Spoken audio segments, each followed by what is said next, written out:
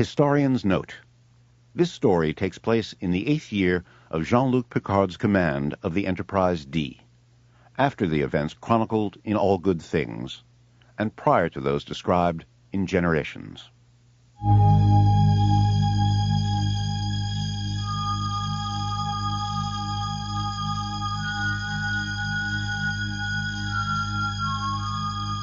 Simon & Schuster Audio presents Star Trek: The Next Generation Crossover by Michael Jan Friedman. Read by Jonathan Frakes.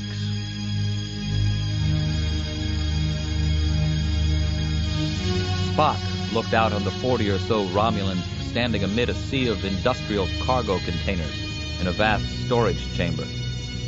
Most of their faces were unfamiliar to him. Still, they were fellow Unificationists. Until now, Spock and his followers had restricted their activities to Romulus. Now on this outer world known as Constantis, they would spread the word of Surak further than it had ever been spread before. As one, every Romulan in the room lifted his or her hand in the Vulcan greeting. Spock returned the gesture. Live long and prosper, followers of Surak. The one called Balon, to whom this building belonged, responded in the prescribed manner. Peace and long life to you, teacher. We are in a safe place and may speak freely here. Spock nodded and began the speech he had prepared. Followers of Surak, you honor me with your presence. You show great courage in attempting to bridge the gap between our two peoples who are one in blood. In the months to come, I shall endeavor to share with you what I have learned from the teachings of Surak. Since ancient times, when we were one people, the relationship between student and teacher has been a sacred one. The Vulcan paused for a moment, but before he could continue, one of Balon's people rushed into the room. The man made no effort to curb his emotions. Someone here is using a transmitter, Balon. To his credit, Balon retained his control as he turned to the Vulcan.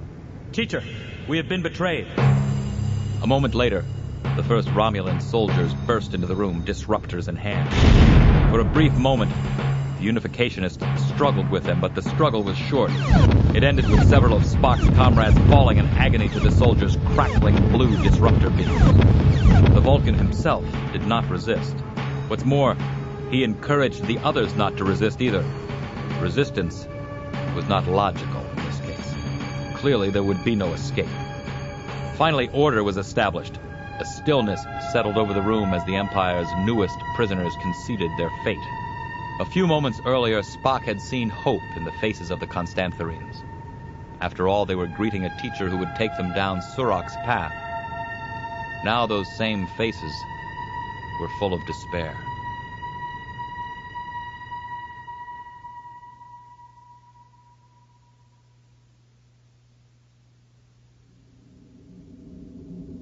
This was just the sort of meeting that put Leonard McCoy to sleep. In fact, he'd nearly dozed off twice already. At the moment, he was listening to the Starfleet cultural anthropologist who sat across the table from him in the Zapata's conference room. The man's name was Gibbs. In many ways, the Stug are a people of contradictions. They showed openness when they invited Starfleet to visit their world 75 years ago, leading to Admiral McCoy's first contact encounter with them. On the other hand, they have asked all Federation personnel to leave their world on 4 previous occasions, never extending an explanation. Drake, the tall, red-haired captain of the Zapata, nodded sagely. Of course, none of the other periods of isolation lasted more than a standard month until now. Carmen, a thin, dark-haired woman who'd made a career out of conflict mediation, leaned forward. That's true, Captain. There is no precedent for an isolationist period of this duration in our experience with the Stug. McCoy sighed. In his day, he had watched starship captains size up a problem in an instant. He would not let this charade go on another minute. Why don't we just go to the Stug capital, beam down, and ask them why they've cut off relations with us? An embarrassed silence descended over the room. When Drake broke it, he spoke to McCoy patronizingly. An interesting idea, Admiral. Has your experience with the Stug provided any insight into why that might be successful? The Admiral made no effort to match the captain's soft, polite tone. My experience as a Starfleet officer for over 100 years has been that one should never overlook the obvious. Captain, there's a Priority 1 message for Admiral McCoy from Starfleet Command. McCoy felt a chill. Someone's died, he thought. Drake touched him on the shoulder. You can take it in my ready room, Admiral. McCoy nodded. Exiting the conference room, he couldn't shake his sense of dread. At 145, his main regret was that he'd lived to see so many friends kick the bucket. Entering the captain's ready room, he allowed himself to be guided around Drake's desk. The captain offered him a seat, but he waved it away, preferring to stand. He watched Drake exit, then turned his attention to the desktop monitor. Computer, relay message from McCoy, Leonard H., Admiral, to this station. Without delay, the small screen in front of him produced an image of Admiral Keaton. Keaton was highly placed in Starfleet security. Whatever this was about, it was important. Admiral McCoy, I'll get right to the point. I have bad news. It appears your former colleague and friend, Ambassador Spock... McCoy finished the sentence for her. ...has been killed. How did it happen? The Admiral shot him a quizzical look before she spoke again. No, Admiral McCoy, you misunderstand. To the best of our knowledge, Ambassador Spock is still alive. That, in fact, is the problem. McCoy felt a tide of relief wash over him. What do you mean, that's the problem? Ambassador Spock has been on the planet Romulus for a while now. He's working with a small group of Romulan insurgents called Unificationists, who are seeking a reconciliation with the planet Vulcan. However, he and several other Unificationists were taken prisoner recently on one of the Romulan outworlds, a place called Constantis. Taken prisoner, eh? Do the Romulans know who they've got? Apparently not. However, if they find out we're facing a security breach that could be a most serious threat to the Federation. The implications of Spock's capture were quite clear to McCoy. As an admiral, he'd learned more about Federation security than he'd ever wanted to know. What's the plan to get him out? We're dispatching a Galaxy-class vessel to the Romulan neutral zone, Admiral. We'd like you to go along as an expert on Ambassador Spock. No one alive knows him better than you do. McCoy was surprised. But the more he thought about it, the more sense it made. He nodded. So what's the name of this Galaxy-class ship? Keaton paused for a moment, as if she were delivering important news. It's the Enterprise.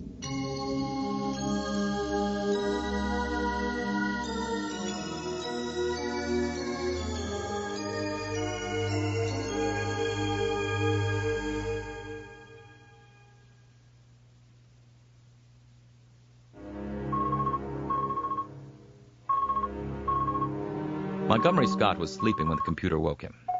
Rising, he saw that it had picked up a Priority 1 communication heavily encrypted, and it had contained one of the subjects he'd programmed the computer to flag. The engineer waited to see if the Goddard would be able to decode it, with the help of the circuits he'd added for just that purpose. After all, Starfleet didn't fool around when it came to security. After a long moment, the message came through. At first, it brought a smile to Scotty's face to see McCoy again on his monitor. But the feeling faded quickly when he heard the news from Admiral Keaton. Spock was in danger, grave danger. Even if the Romulans never found out the Vulcan's identity, Romulan justice was swift and sure, and in the Empire, there was only one punishment for treason. What's more, the Federation was in a difficult position. It couldn't launch a full-scale attack to retrieve one man. A smaller-scale rescue would have a better chance, but not much. And when the Romulans discovered it, they'd be merciless. In the old days, Scotty had believed that anything was possible. But he was alone now, in a solitary shuttle with none of the backup he'd enjoyed in his miracle worker days. This time, there was no hope, none at all, unless, checking the navigational computer, he saw that he could cover the distance in a reasonable time, possibly even quickly enough to save Spock. But there were too many variables. Too many things Scotty didn't know and couldn't plan for. He quit that line of thinking, deeming it unproductive. Then he reset his shuttle's course. Starbase 178 and what he needed were 12 hours away, and he had a lot of work to do before he arrived.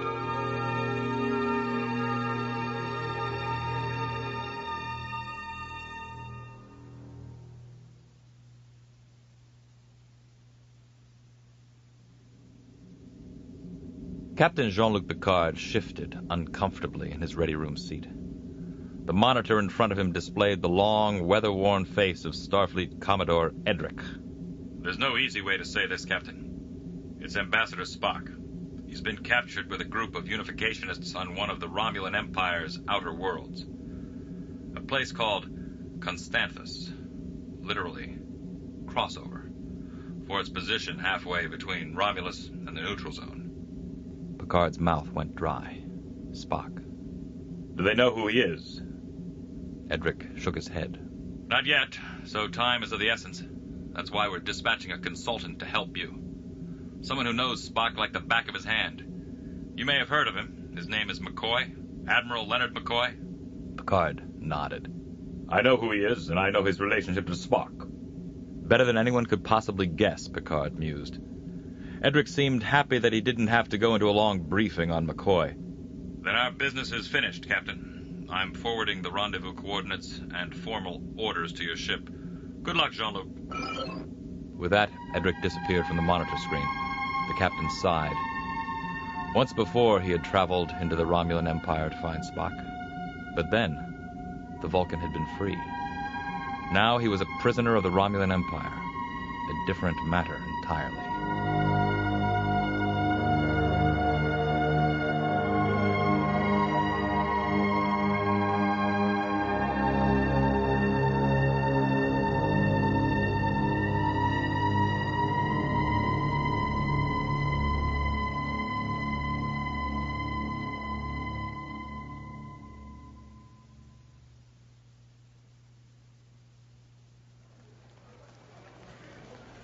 Scotty had barely landed the Goddard at Starbase 178 when he found himself rushing to catch the Starship tour.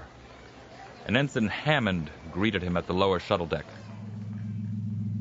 On the ride out, seated among 19 other tourists, Scotty took a moment to appreciate the spectacle of the Yorktown, a Constitution-class ship just like his beloved Enterprise. Unfortunately, he didn't get a very long look at her. Before he knew it, they were gliding into the old girls' shuttle bay where Hammond launched into a well-rehearsed speech. Welcome to the Constitution-class starship USS Yorktown, registry NCC 1717. This vessel was built 120 years ago at the San Francisco shipyard above Earth. In its day, the Yorktown and its 11 sister ships were the most advanced Federation vessels in space. The ensign pointed out the shuttle door. If you'll follow me into the shuttle bay, we'll explore its museum, which includes artifacts collected from the voyages of the Constitution-class starships. If you're curious about anything, feel free to ask the ship's computer. Now, let's begin our starship adventure. Scotty was among the last to exit the shuttle. Making his way to a display case, he found the device he was looking for. About a meter in height, it consisted of 2 circular sections. He tapped the intercom pad next to the display. Computer, is this the original Romulan cloaking device retrieved by the Enterprise on stardate 5027.3? Yes, it is. Thank you for your interest, and enjoy your starship adventure on the USS Yorktown. Scotty nodded. So far, so good. Computer, is the unit operational? Has it been modified in any way? The Romulan cloaking device is fully functional and has been restored to its original specifications. Thank you for your inquiry, and enjoy your starship adventure on the USS Yorktown. Well, that's it then, Scotty thought. Suddenly, he realized he wasn't alone in front of the exhibit. Turning, he saw the face of a young boy. The lad pointed to the cloaking device. A ship like this stole that cloak from the Romulans, you know. The starship got chased by 3 Romulan battlecruisers when it tried to get away. Man, that must have been something. Scotty waited until the boy's attention was drawn elsewhere, then nodded. Aye, lad, it was. Their first stops were at the cargo and recreational areas in the lower decks. En route, Scotty could feel a vibration through the deck floors.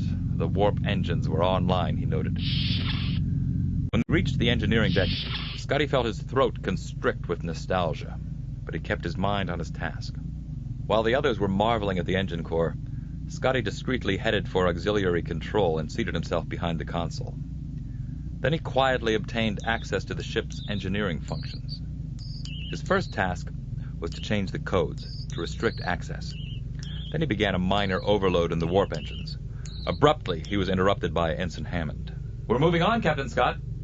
The engineer nodded. He endured the remainder of the tour, but it was a blur to him. He was too preoccupied with his plan. It was almost an hour later that the tour got on a turbolift headed for the bridge. He couldn't afford to have his time cut short this time, so when the turbolift door opened, Scotty emerged before anyone else, intent on his objective. Taking a seat at the engineering console, he quickly accessed the engines, then increased the rate of the overload. It would only be a few moments now. Turning his attention to the rest of the group, Scotty saw Ensign Hammond explaining modular bridge design to the other tourists. Her lecture was interrupted when warning lights went off at most of the bridge stations. Hammond here. The ensign was instructed to go to the communications station. Once there, she picked up an earpiece and listened to a private message. When she returned to the group, she was all business.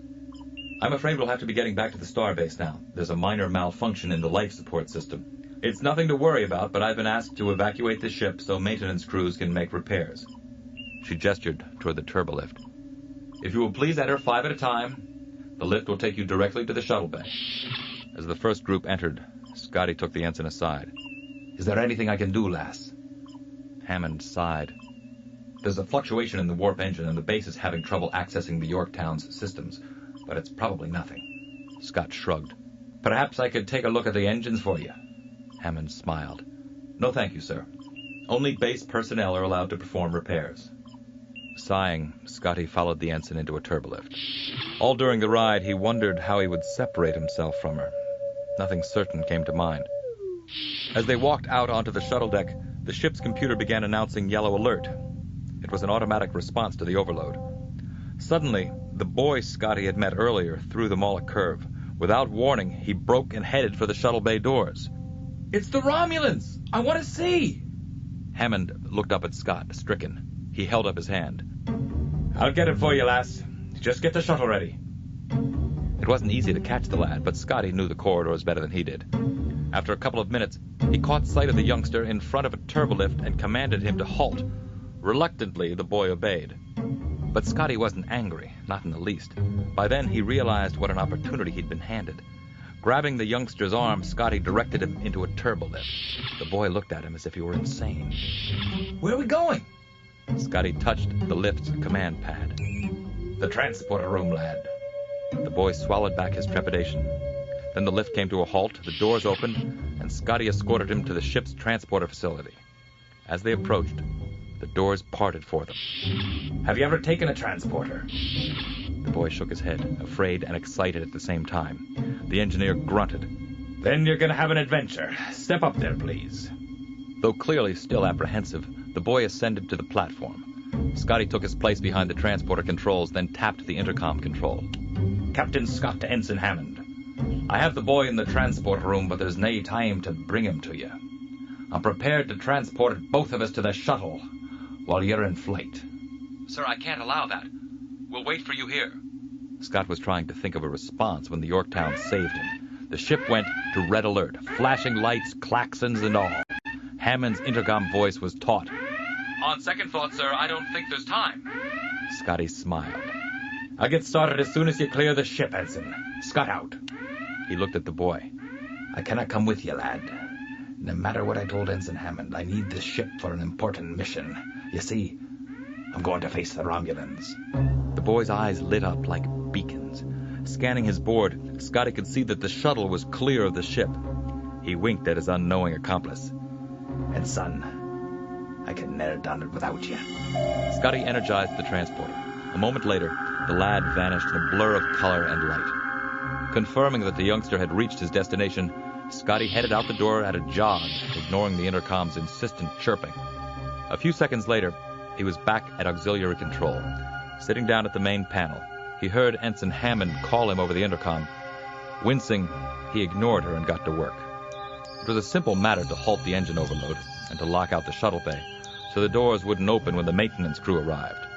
Then he released the ship from her moorings, grabbed a toolkit from the storage locker, and sprinted for the shuttle deck.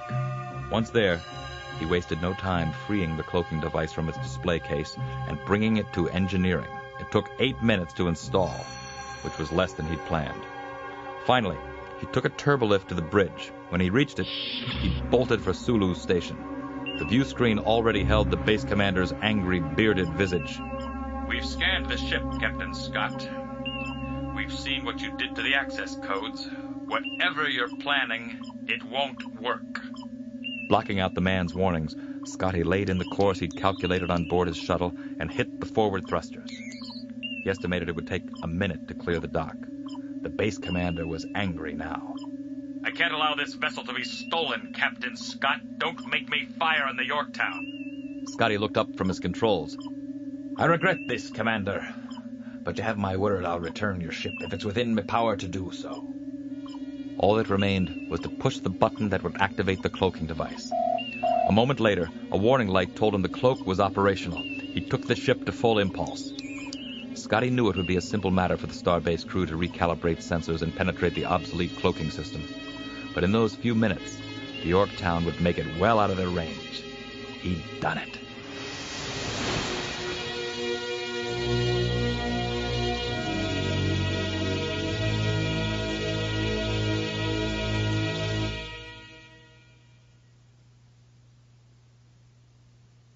Governor Thorus of Constantis leaned back in his chair and eyed his chief of security. Yes, Fabris. The prisoners have been secured, Governor. Thorus allowed himself a smile. The arrival of the homeworld rebels had been an unforeseen development. Nonetheless, it was one he had been more than ready to act upon. What's more, the governor would be able to shape their fates entirely on his own, from arrest to trial to their ultimate disposal. It would be a matter of great prestige, and prestige translated into power. Thorus lifted his powerful body out of his chair. With a gesture, he indicated the door. Take me to them, Fabris. The security chief nodded. As Thorus followed, his personal guards fell into line behind him. Outside, in an enclosed courtyard, he saw the rebels gathered in front of the prisoner quarters at the opposite end. There were nearly 40 of them in all. Thorus wondered if they knew how short their future would be. After all, he prided himself on meting out swift and sure justice. At his approach, the traitors' heads turned. For the first time, he scrutinized them. He found himself surprised by their appearance. They looked like any other cross-section of the populace. None of them seemed particularly daunted by him. One in particular, a middle-aged specimen, was watching him closely, almost studying him. As Thorus approached, the rebel arrogantly stood his ground. The governor frowned, speaking to all of the prisoners. You have been charged with treason. In 3 days, you will be tried and convicted of your crimes. You know the punishment. But if any of you makes a full confession now, I will see that his or her death comes quickly. Still no reaction. The middle-aged one simply stared at him. Thorus addressed him in particular. What is your name, traitor? Spock cocked an eyebrow. I am called Selek. Thorus glared at him. Do you wish to confess your crimes, Selek? Surely, as a student of the Vulcans, you can see the sense in avoiding unnecessary discomfort. But the prisoner didn't take the bait. I see no logic in confessing to crimes I have not committed. Like everyone here, I only seek knowledge. You dare claim your treason is a quest for knowledge? You would consort with our enemies and destroy the purity of the Romulan way of life? The prisoners spoke as if they were having a polite conversation at the praetor's dinner table. The Empire cannot rule by crushing all opposing philosophies and ideas. All living things must grow and change. If the Empire insists, the governor backhanded the prisoner across the face. You seek to secure yourself an easy death by taxing my patience, Selek. But you will have to stand trial, like the others. Turning away from the prisoner, he led his men in the opposite direction. Soon, all the rebels would know a fate that every sane Romulan rightly feared. Nonetheless, Thorus was galled to think that the rebels had won the first round.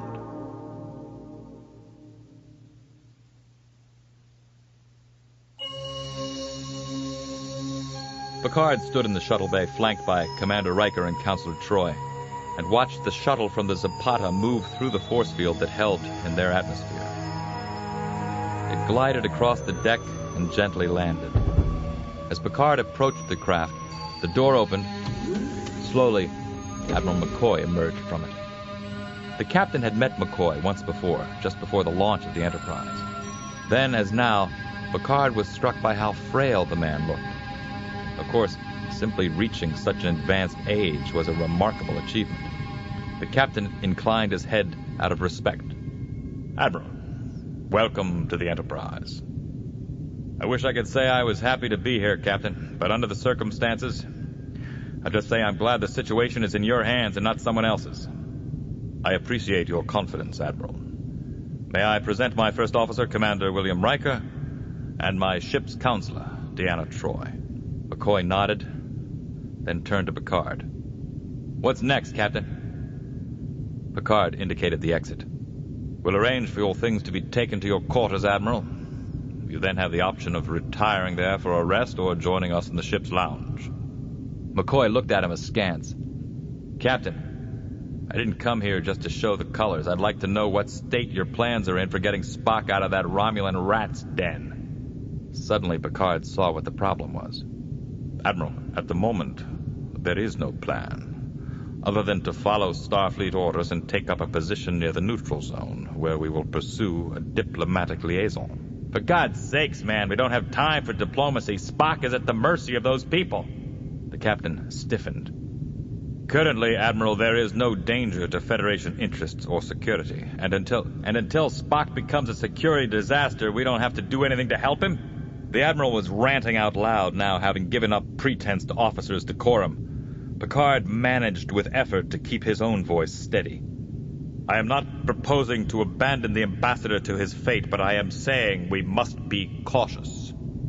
Aren't you the Jean-Luc Picard who beat back the Romulans during that Klingon Civil War? The fella who busted up the conspiracy when those parasites invaded Starfleet Command? So how can you be hemming and hawing now over a simple rescue operation? Admiral, there is nothing simple about the rescue of a Federation official from a heavily guarded position in hostile territory, where our very appearance would constitute an act of war. Rescue may not be an option, which is something the ambassador himself will understand. We have a very delicate situation in which we must weigh and balance a great many considerations. Damn it, Picard, I was weighing and balancing before your father was in diapers, and I've learned that the longer you wait to tackle something, the harder it is to come away in one piece. For the first time, Picard let some of the anger he was feeling seep into his voice. Admiral, I'll take into account whatever advice you care to give me, but I refuse to be rushed into any action that will endanger the Federation, this ship, or its crew. The Admiral glowered back at him. Then, muttering to himself, McCoy turned and made his way toward the exit. Unfortunately, Picard had the feeling this conversation wasn't quite over. At least not as far as Admiral McCoy was concerned.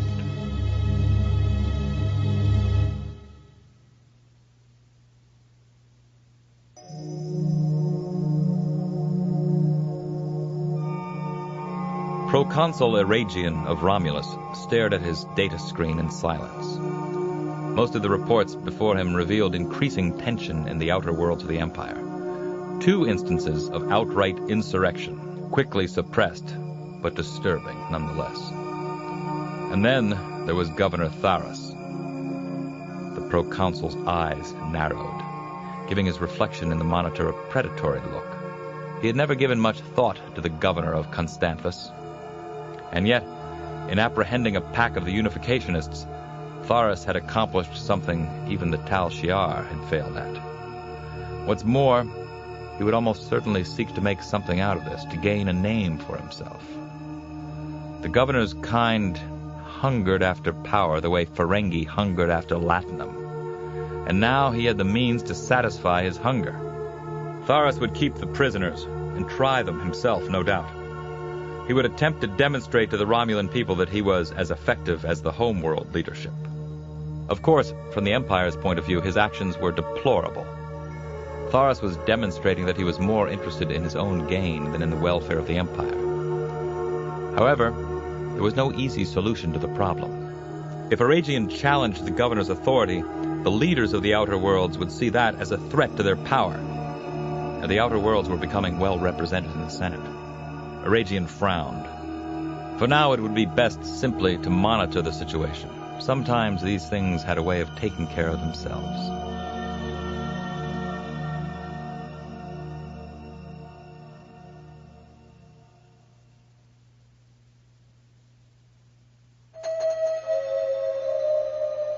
Spock brought himself out of the meditation early. He had less than 4 days before the trial. There was much to do in that time. Making his way out into the courtyard, the Vulcan noted how his comrades' heads all turned in his direction. As if by instinct, they clustered about him. He chose his words with care. I have contemplated our situation, and I believe we can accomplish much in the time we have left. If we apply ourselves, we will remain undefeated in our quest for enlightenment. A Romulan in his early 20s raised a voice edged with anger. Quest for enlightenment, teacher, is that all your logic can offer us now? Spock was unperturbed. What is your name, student of Sorak? My name is Scrasus, and you have not answered my question. Spock looked past the anger, past the fear, and saw the resentment in the man's soul. Scrasus had been expecting something more from him. Unfortunately, Scrasus, there is no logic or philosophy that will allow us to avoid our fate. Rather, we must accept it and go on. To do anything else is to deny the gift of life. The Vulcan's words had a calming effect on his followers. Clearly, they saw the logic in accepting their future. All of them except Scrasus. Teacher, what good will knowledge do us if we will die in a matter of days? Spock focused his full attention on the Romulan. The quest for knowledge is its own reward, Scrasus.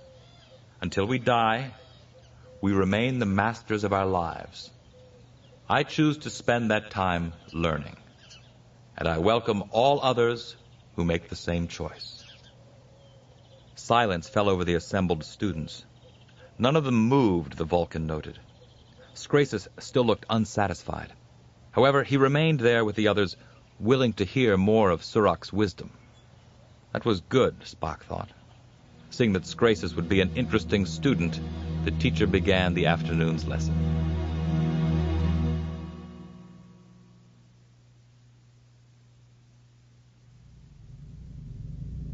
Sitting in engineering, Scotty passed the time by inspecting his cloaking device. It resided where he had installed it, on the dilithium reaction chamber. Of course, it looked different now. In addition to its basic components, it sported all the new add-on modules he'd constructed out of parts scavenged from the Yorktown. With a little ingenuity, he'd been able to drastically increase the power of the device and eliminate most of the energy discharges that had rendered it susceptible to Starfleet sensors. Now there was just one more piece of business before he could head for the neutral zone. And according to his control panel, which was lighting up on the other end of the room, that business had just arrived. Swiveling in his chair, Scotty left engineering and headed for the shuttle deck at a trot. As he approached the shuttle bay control room, the doors opened for him. Through them, he could see the Goddard hanging in space. The shuttle's autopilot had brought it to the rendezvous point. Taking the controls, he locked the Yorktown's tractor beams onto the shuttle. Then he guided it inside and waited for the chamber to repressurize. The warning light finally shut off, and he entered the shuttle bay. Striding across the deck, the engineer opened the Goddard's door and climbed inside. At its control console, he activated the command interface he'd prepared en route to Starbase 178. The operation, which established a link between the shuttle's computer and that of the Yorktown, took less than a second to complete. Pronouncing the interface complete, Scotty got up and headed for the bridge. Once there, he slaved the starship's primary functions to the shuttle's computer, which handled them all with processing power to spare.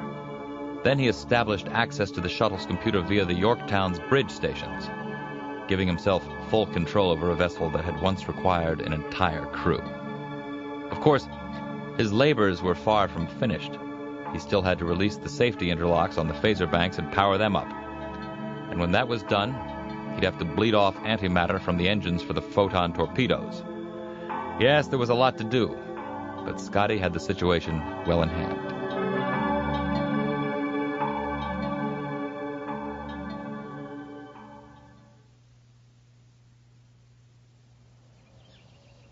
As Spock approached his followers, he raised his hand in the traditional Vulcan greeting.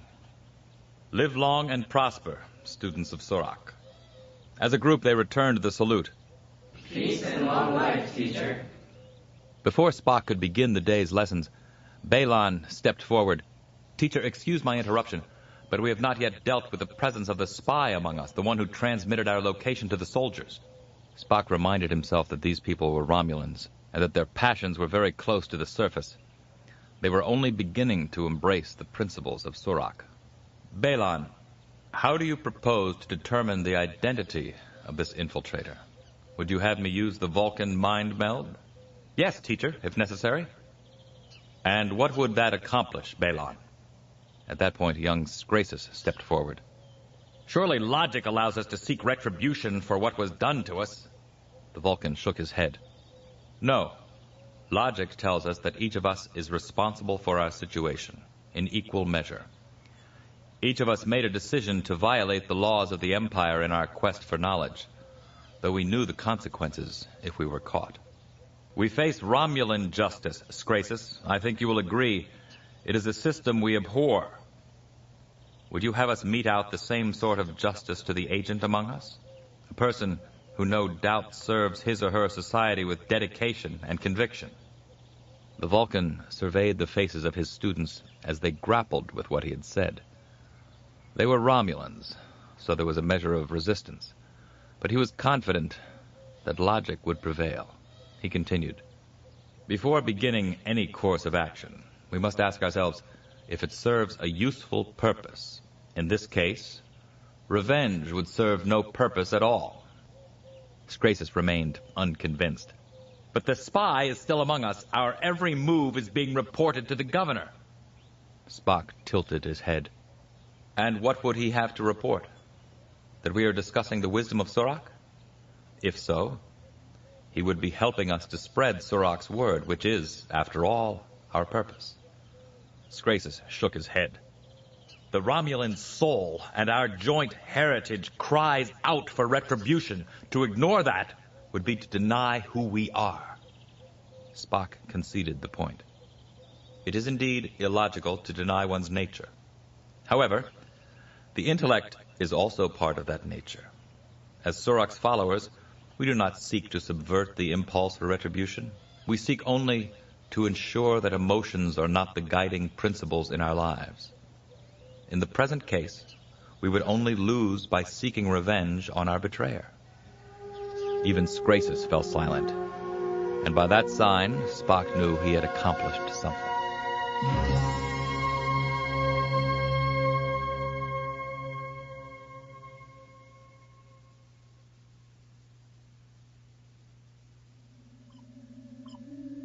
Scotty sighed as the voice of the Yorktown's computer flooded the bridge.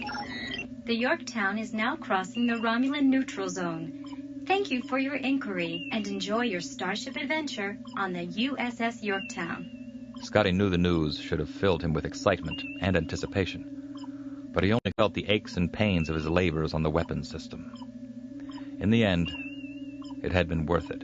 He had the phasers back online and 7 fully charged torpedoes at the ready. Of course, the hardest part was yet to come, and it had nothing to do with high-tech tinkering. He still had to locate Spock on a planet full of Vulcanoids, beam his friend up, and escape, after probably setting off every alarm from Romulus to the neutral zone. The computer broke into his reverie just as the proximity indicator began blinking like crazy. A Romulan vessel has been identified by long-range sensors. If there is any other information you require, do not hesitate to ask. And enjoy your starship adventure on the USS Yorktown. Scotty resolved not to jump to any conclusions. Unless a vessel was purposely looking for the Yorktown, he doubted she could have been detected. And even then, they'd have to pass pretty close to pick her up. Otherwise, the cloak would conceal her. Tying his monitors into the long-range sensors, he took a look at what he was up against. Sure enough, there was a ship out there, Judging by the power curve, it was pretty damned large. Probably a Warbird. Using the Yorktown's computer and sensor logs, Scotty extrapolated the vessel's course and heading. It appeared to be a standard patrol pattern. What's more, the Romulans were moving quickly. He doubted that the Yorktown would be in close sensor range for more than a few seconds. He was just starting to breathe easier when he saw the Warbird slow down and come to a stop, and then come about until it was on an intercept course with the Yorktown. Only then did Scotty concede that his luck had finally run out. Standing up, he faced the main view screen. He would meet his end on his feet, he vowed. Computer, drop cloak. Full power to shields and weapon systems. Shields and weapons at full power. Thank you for your request, and enjoy your starship adventure aboard the USS Yorktown. The Warbird showed up a few seconds later. Scotty was amazed at the magnitude of it. The thing was several times the size of the Galaxy-class Enterprise, and Picard's ship was more than double the size of the Yorktown. Clearly, he had no chance. Surprisingly, the Romulans hailed him. When he answered, an angry-looking individual in a commander's uniform appeared on the view screen. Federation starship, you are in violation of Romulan space and the Treaty of Algeron. Lower your shields and prepare to be boarded, or I will blow you out of space. Scotty had no choice but to comply. But first, he purged all information about Spock from both the Yorktown and his shuttle. Only then did he lower the Yorktown's shields and feel the Romulan tractor beam latch onto her.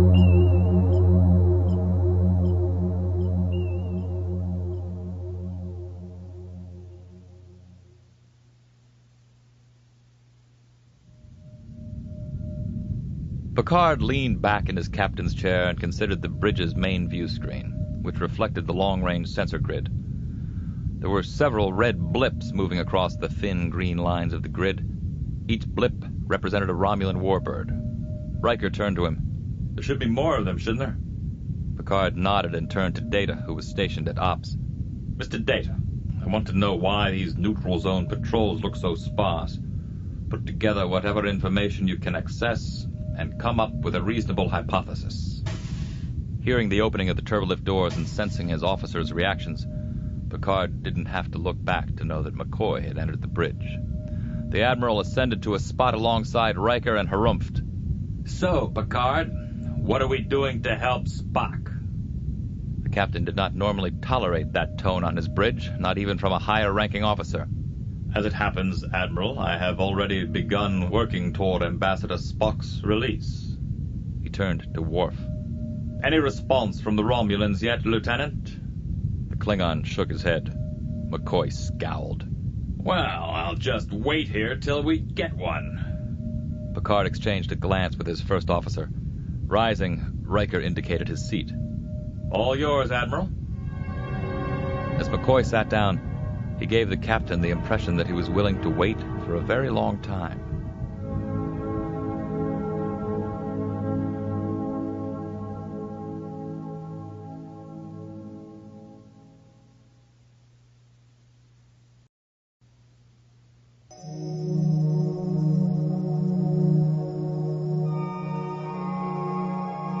This time, when Eragian went over the day's briefs, he looked for news from Constantis. Surprisingly, there wasn't any. The Proconsul was about to shut off the screen when the last item caught his eye. Apparently, a Federation starship had crossed the neutral zone, with a Romulan cloaking device aboard. Strange, he thought. And even stranger, the vessel was at least 100 years old, as was the cloaking device. It had no crew, only a single addled and middle-aged human, and neither he nor the ship had at any point posed a threat to Romulan security. The commander of the Warbird that had captured the human was preparing to interrogate him, after which he would dispose of the ship and most likely the human as well. Eragian stroked his chin. He hadn't risen to the rank of Proconsul without finally tuning his instincts. And right now, those instincts were telling him this human was important. Hitting a pad on his desk, he activated the intercom system. Send a subspace message to Commander Grandjock of the Claw. Tell him I wish his captive to be taken to Outpost 48. Also, alert Commander Hayjack to prepare the Vengeance. I am traveling to the Outer Worlds today, more specifically, Outpost 48. Alert the administrator there to my plans. Also, tell him the prisoner is not to be harmed. As you wish, Your Eminence. Sitting back in his chair, Eragian entertained the prospect of visiting a bleak, primitive outpost, which could hardly have been farther from the splendor of Romulus. He hoped the human was worth it.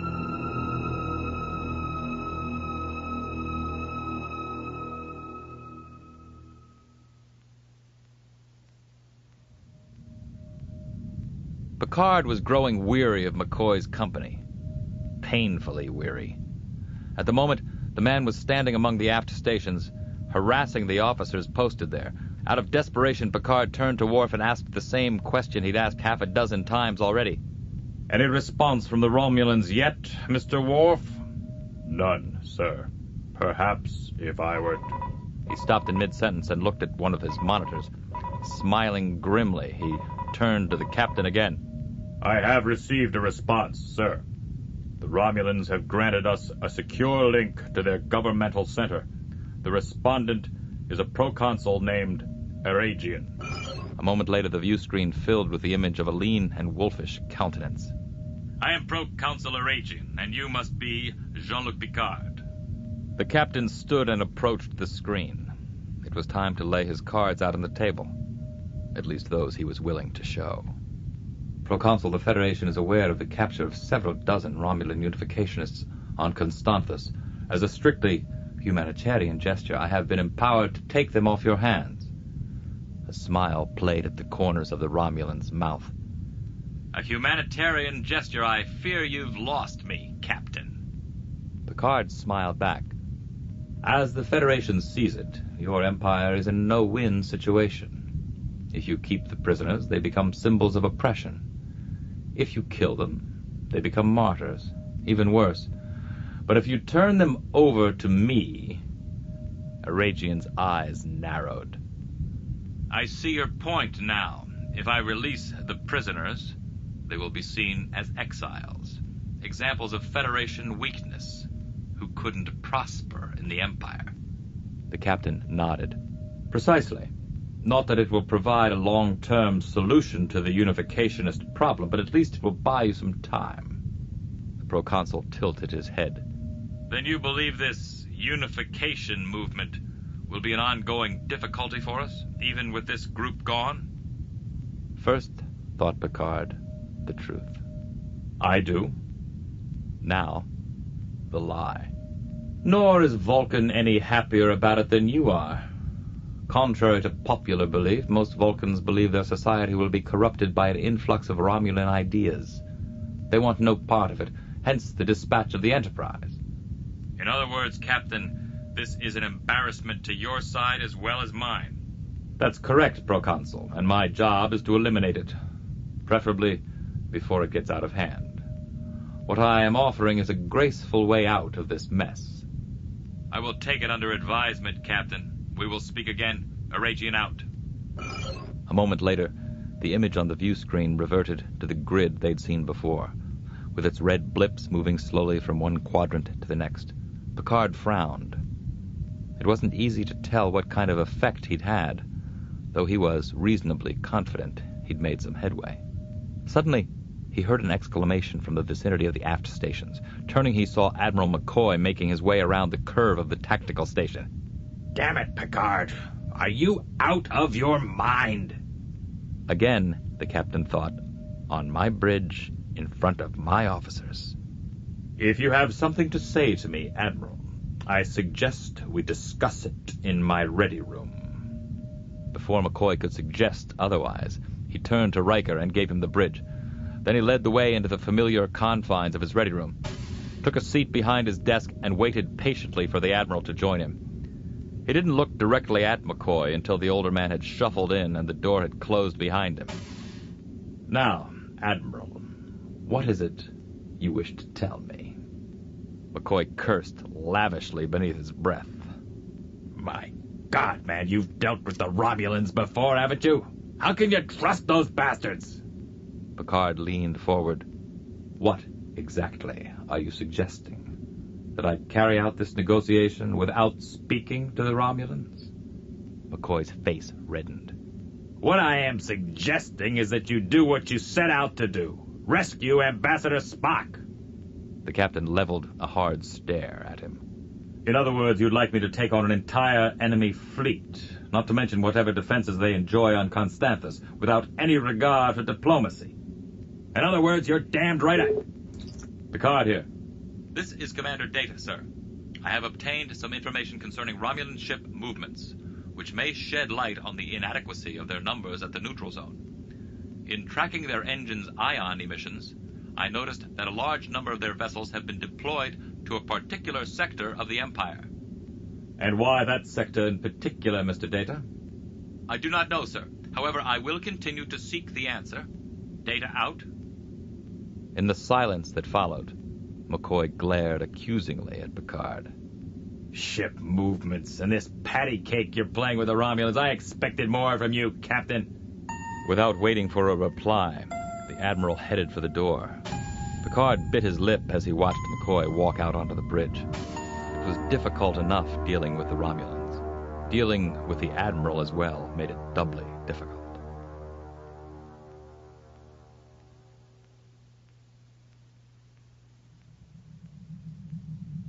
Scotty turned at the sound of footfalls. Standing, he looked out across the energy barrier separating his cell from the ship's corridor outside it. A moment later, he found himself face to face with 3 Romulan officers. The one in the middle was the commander he had seen on the Yorktown's view screen. Of course, that had been hours ago before the Romulans beamed him onto their ship and brought him to their brig. Obviously, they didn't know how to treat a guest.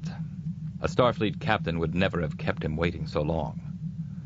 The commander took a step forward until his face was half a meter from the engineers.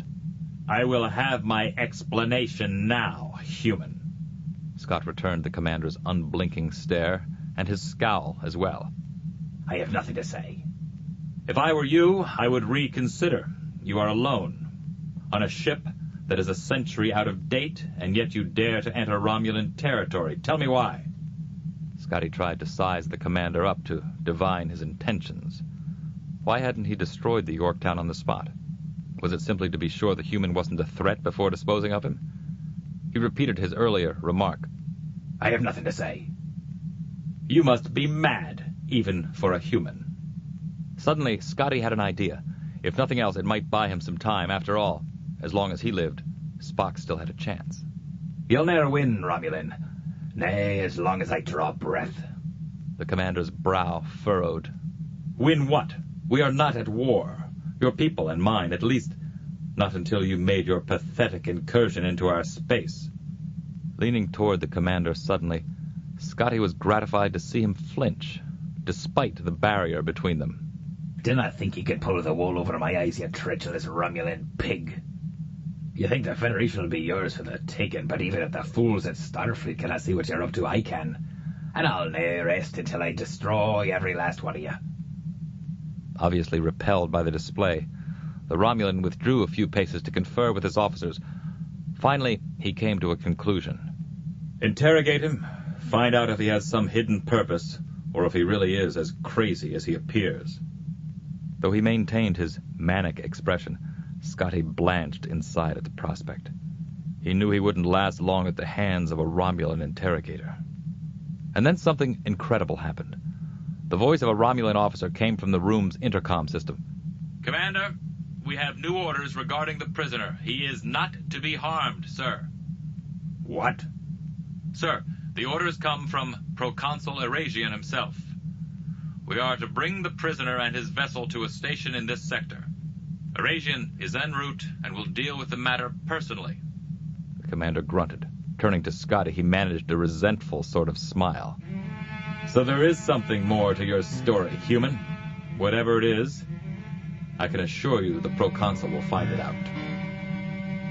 Without another word, he departed, his officers falling into line behind him. As Scotty watched them go, he wondered what a Romulan Proconsul could possibly want with him. Unfortunately, he had a feeling he'd soon find out.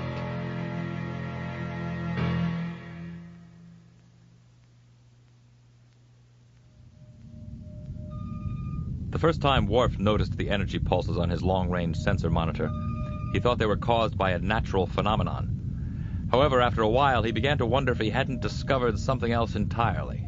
That's when he put the ship's computer on the case. The pulses didn't seem to be generated by anything natural, the computer advised him. More than likely, they represented some sort of message. But what was it? Who had sent it? And for what purpose? Again, he set the task before the ship's computer. As it began its translation protocol, the Klingon tapped his communications badge. A moment later, he received an acknowledgement in the form of Picard's voice. Yes, Lieutenant. What is it? Worf told him about the pulses, and by the time he was done, the computer had finished its work. The answer to his questions stood in small red letters on the otherwise dark monitor screen. It wasn't good news. Not at all. Lieutenant, are you still there? The Klingon frowned. I am, sir. Unfortunately, our rescue mission just became a good deal more complicated.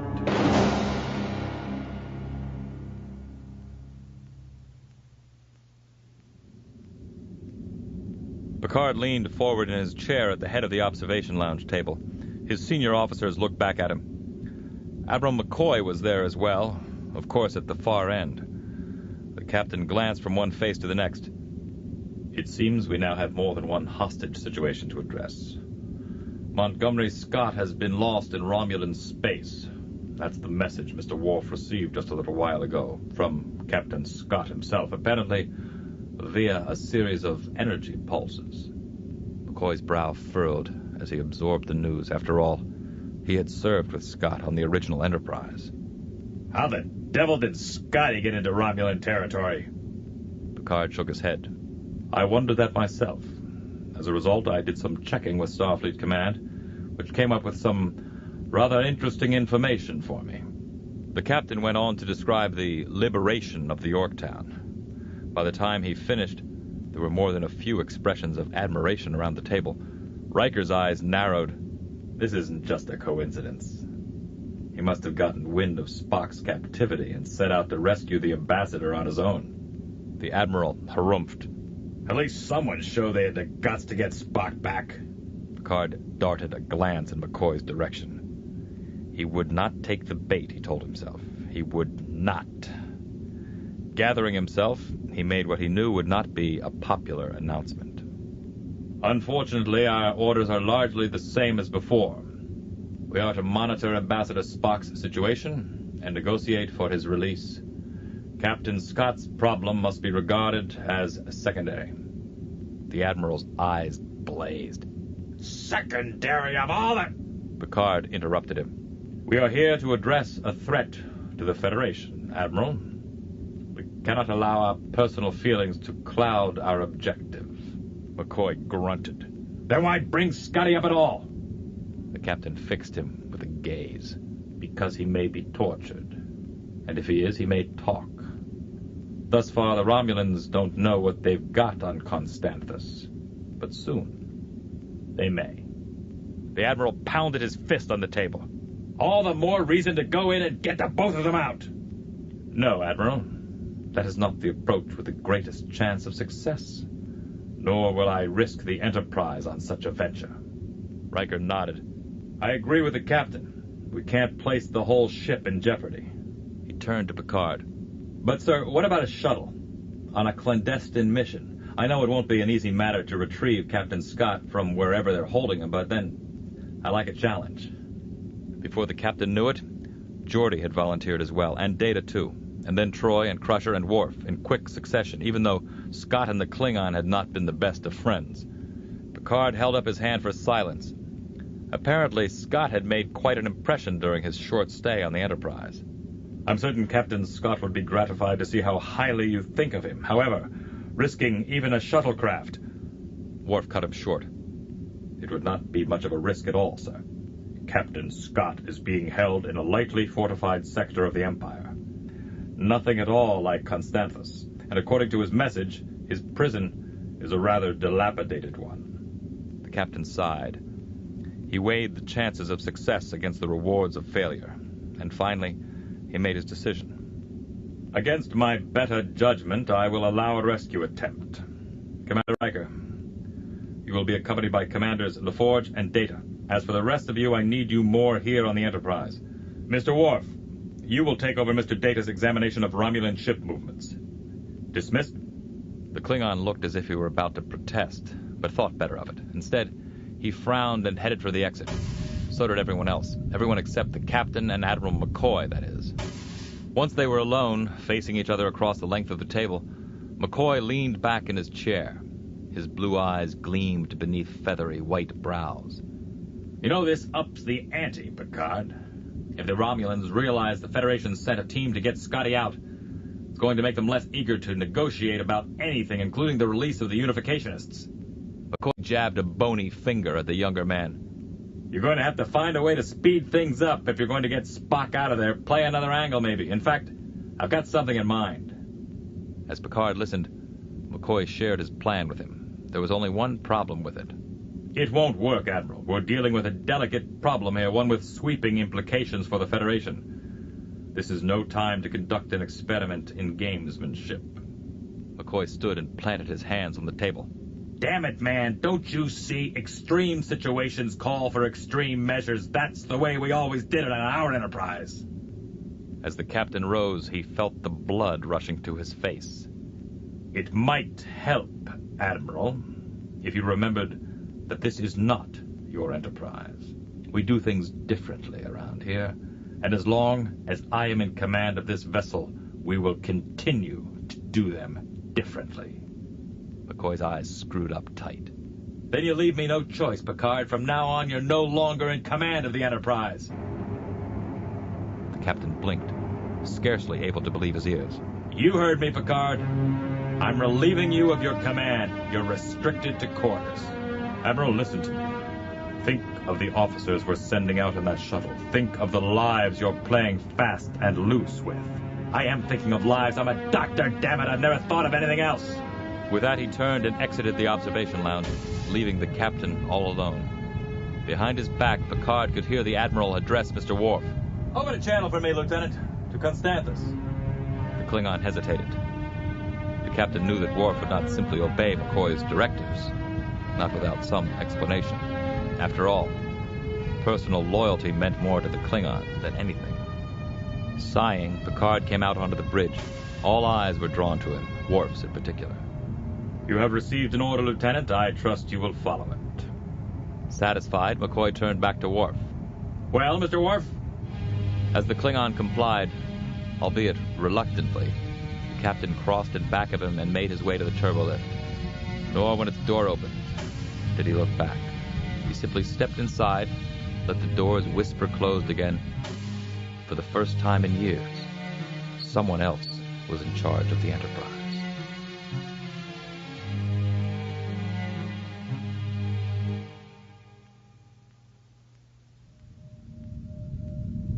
McCoy tapped his communicator badge. Admiral McCoy to Shuttle Bay 1. Is Commander Riker still there? Commander Riker is gone, sir. He and Commander Data and Commander LaForge have left in the Justman. Is there anything I can help you with, sir?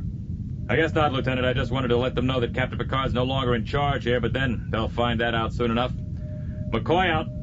Sitting down in the captain's chair, McCoy could feel Counselor Troy's scrutiny and her confusion. He turned to her. You're surprised, Counselor, don't be. Captain Picard and I had a little disagreement, that's all. I'll be running things till we've pried Spock loose from that den of vipers. Tapping his communicator again, McCoy looked up at the intercom grid hidden in the ceiling. This is Admiral McCoy. Until further notice, I'll be replacing Captain Picard as commander of this vessel. I expect you to respond to my orders as you'd respond to his. That'll be all.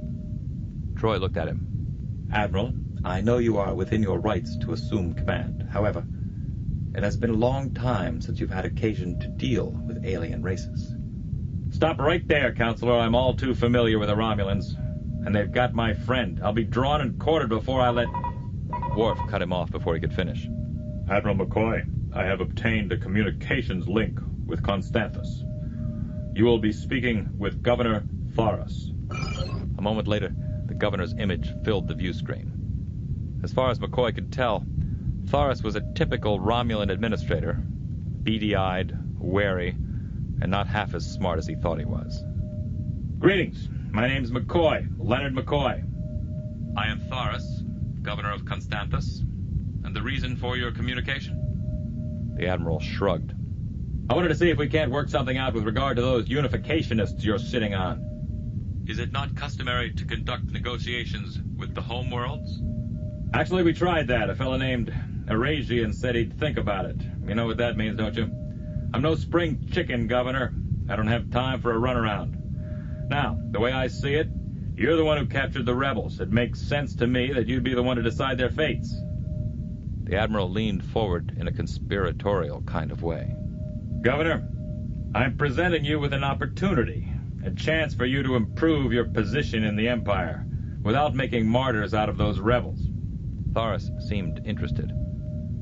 Inwardly, McCoy congratulated himself. He had the Romulan right where he wanted him. The Admiral described the offer Picard had tendered Eragian. However, in this version of the transaction, Thorus would get credit for extracting the Empire from its pickle, and Eragian, by contrast, would be made to look like a fool. The idea seemed to please the Governor. So, have we got a deal?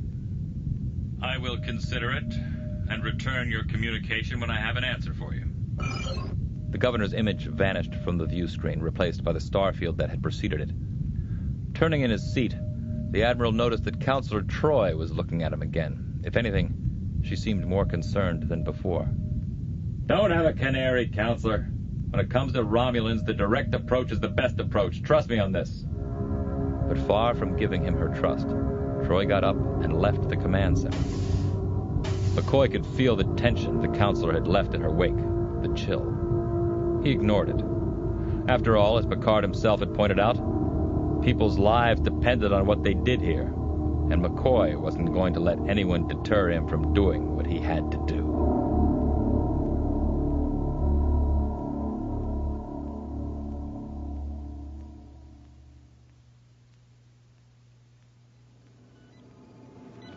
At the helm of the Justman, Riker scanned his monitors as he approached the Romulan outpost at 3/4 impulse speed. Their strategy was a simple one. They would pass by the outpost, locate Captain Scott, and beam him up. If all went well, they'd be heading for the neutral zone before Scott's captors had any notion he was gone. Data, who was sitting beside Riker, spoke up. Sensors show an orbiting vessel that could be the Yorktown. This would seem to confirm our conclusion that Captain Scott... Stopping in mid-sentence, the android frowned, ever so slightly. Commander, there is also a Romulan Warbird in orbit. Riker heard a curse from the rear of the shuttle where Geordi was manning the Justman's transporter unit. Data turned to the first officer. I do not believe they have spotted us yet, Commander. They must be operating on passive sensors only. Still, I estimate they will detect us in no more than 4.5 minutes. Riker thought for a moment. Data, can you tell me where the Warbird's positioned with regard to the outpost? It took the android a second or two to assimilate the information on his monitors. The Warbird appears to be on the opposite side of the planetoid from the ground installation. From our angle of approach, it is located just over the northern horizon. The first officer nodded. Good. Then with a small adjustment, we can place the planetoid between us and the Warbird and still have line-of-sight access to the installation. If we're careful, we may be able to use the planetoid itself for cover and get close to the outpost without the Warbirds knowing about it. Geordi sighed. But getting in is only half the problem, Commander. Even if we can do that and sneak Scott out, they're eventually going to realize he's gone, and when they do, they'll have a Warbird to sick on us. Riker looked at him. In that case, we'll have to find another way to elude it, or hope that one presents itself. He made the course adjustment. It took them out of their way and delayed their arrival at the planetoid. But it was necessary if they were going to keep the Warbird in the dark.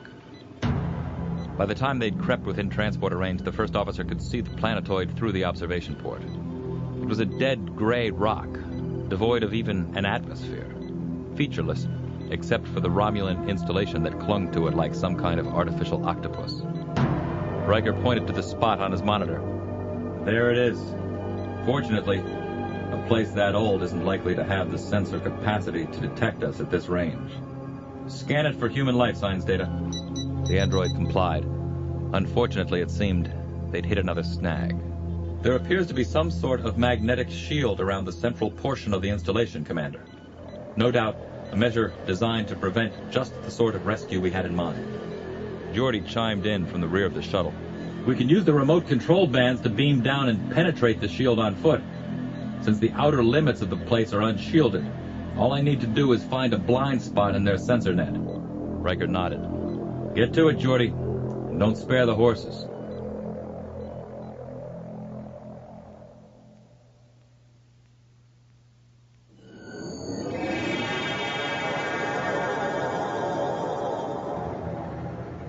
Riker looked around at his new surroundings. A moment ago, he'd been standing on the shuttle, waiting for Geordi to complete the transporter protocols. Now he was in a narrow, poorly lit corridor, somewhere in an outer arm of the sprawling Romulan installation, just outside the magnetic shield. Data and Geordi were right beside him. Like the first officer, they were armed with phasers and tricorders, and each of them wore a remote transporter control band. Together they scanned for approaching Romulans. There weren't any within 100 meters. Riker considered the stretch of corridor that led toward the center of the installation, where they would undoubtedly find Captain Scott. It wouldn't have made any sense to erect a shield around part of the outpost and then hold him somewhere else. Silently, he took the lead. They passed through the shield without incident. Then for several long, tense minutes, they continued along one corridor after the next, deftly approaching the center of the place by the most obscure route possible. When their tricorders picked up a couple of guards cutting across their path, they retreated to the closest intersection and concealed themselves until the Romulans had gone by. Then they resumed their journey. A short time later, they entered what looked like a detention area, though the cells they could see were quite empty. The first officer checked his tricorder for human life signs. Strangely, he couldn't find any. He shook his head. How could that be? Looking up, he saw that Geordi and Data were just as puzzled as he was. Where in blazes was Captain Scott? Suddenly, the android's head snapped about. He gestured to indicate something up ahead of them. Most likely, the first officer thought, another couple of guards passing by. Then Data's head snapped around again, this time in the opposite direction, and again in the third direction. By then, Riker knew there was something going on. He brushed past the others and stuck his head out into the corridor. The next thing he knew, there was a blinding flash of sapphire energy, a flash that might have caught him square between the eyes if Data hadn't hauled him back. Geordi shook his head. We're surrounded, aren't we? Data nodded.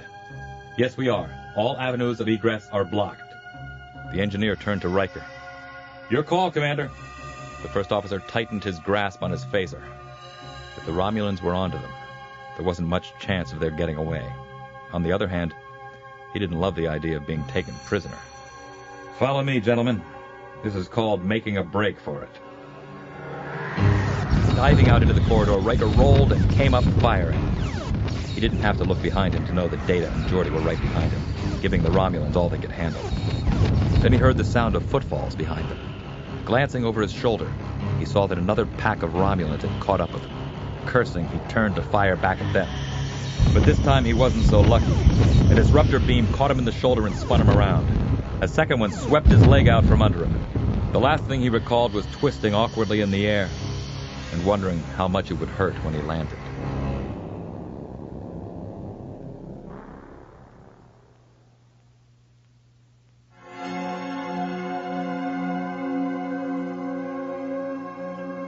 Proconsul Eragian stood with his hands clasped behind his back and surveyed the bridge of the Federation starship.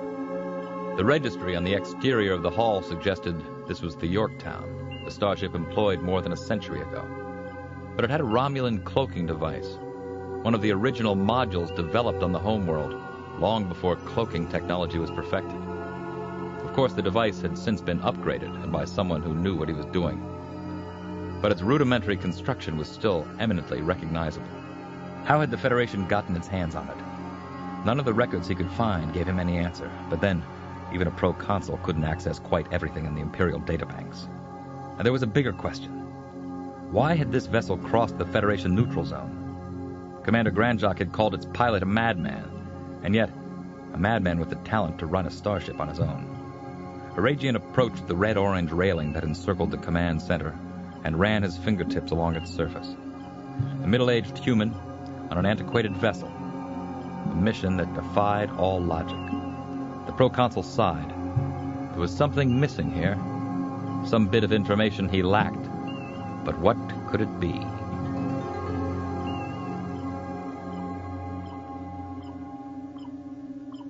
Proconsul. Eragian turned and saw one of his aides approaching, data pad in hand. The man's name was Tirak. Your Eminence, there is an energy leak in the vessel's warp engine. Eragian looked at him. An energy leak? Is it dangerous? No, Proconsul. What's more, it does not appear to be accidental. Eragian regarded Tirak.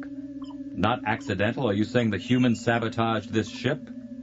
Not sabotaged, Your Eminence, simply created a condition which would direct a pulse out into space. I believe it may be an attempt to communicate with the Federation. Certainly that theory would be supported by the direction in which the energy is leaking, though it would require a more thorough examination to determine if there is a code involved. The Proconsul didn't need to conduct an investigation. He could feel the truth of the matter in his bones. More than likely, Tirak was right. The energy leak was a means of sending a message to the Federation, a call for help, perhaps. He clapped Tirak on the shoulder. You've done well, Tirak. Now do something more. See to it that the humans' activities are curtailed until I transport to the surface, which will be in a matter of minutes. Of course, Your Eminence. As Tirak made contact with the ground installation, the Proconsul seethed. Clearly, this madman wasn't mad at all.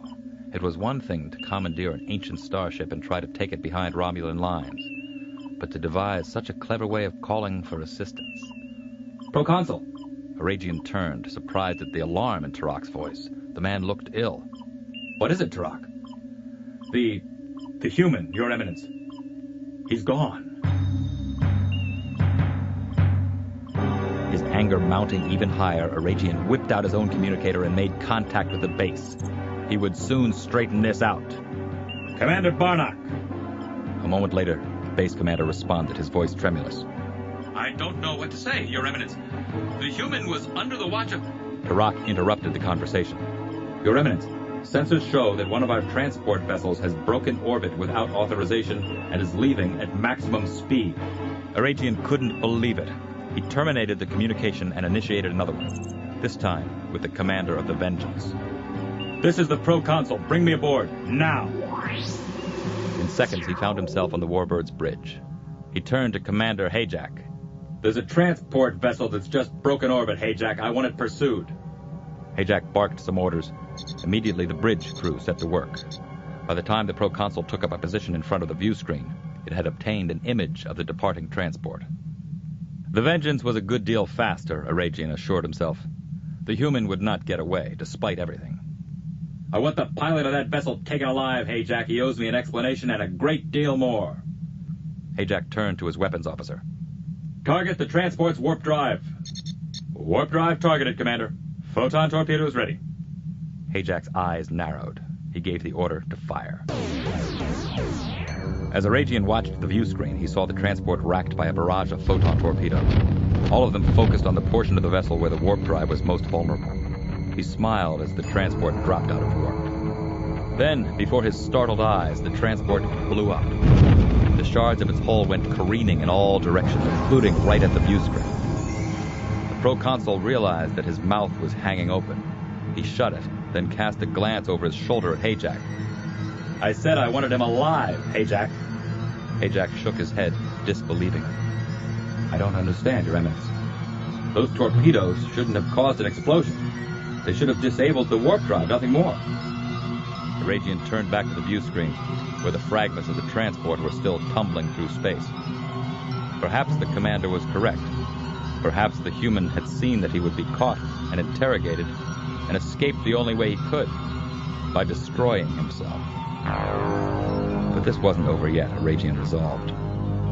Clearly, they knew what the human looked like, and he'd shown up in a Starfleet uniform. That meant there was a good chance of their matching him with a Starfleet personnel file.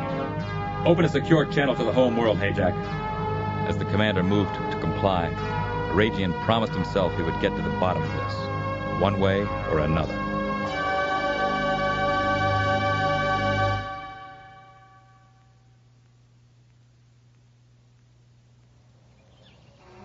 Spock surveyed his followers' faces. At the start of their captivity, they had been willing to learn, in some cases, even eager. But as the day of their trial came closer, their tempers had flared. There had been disagreements, bitter words.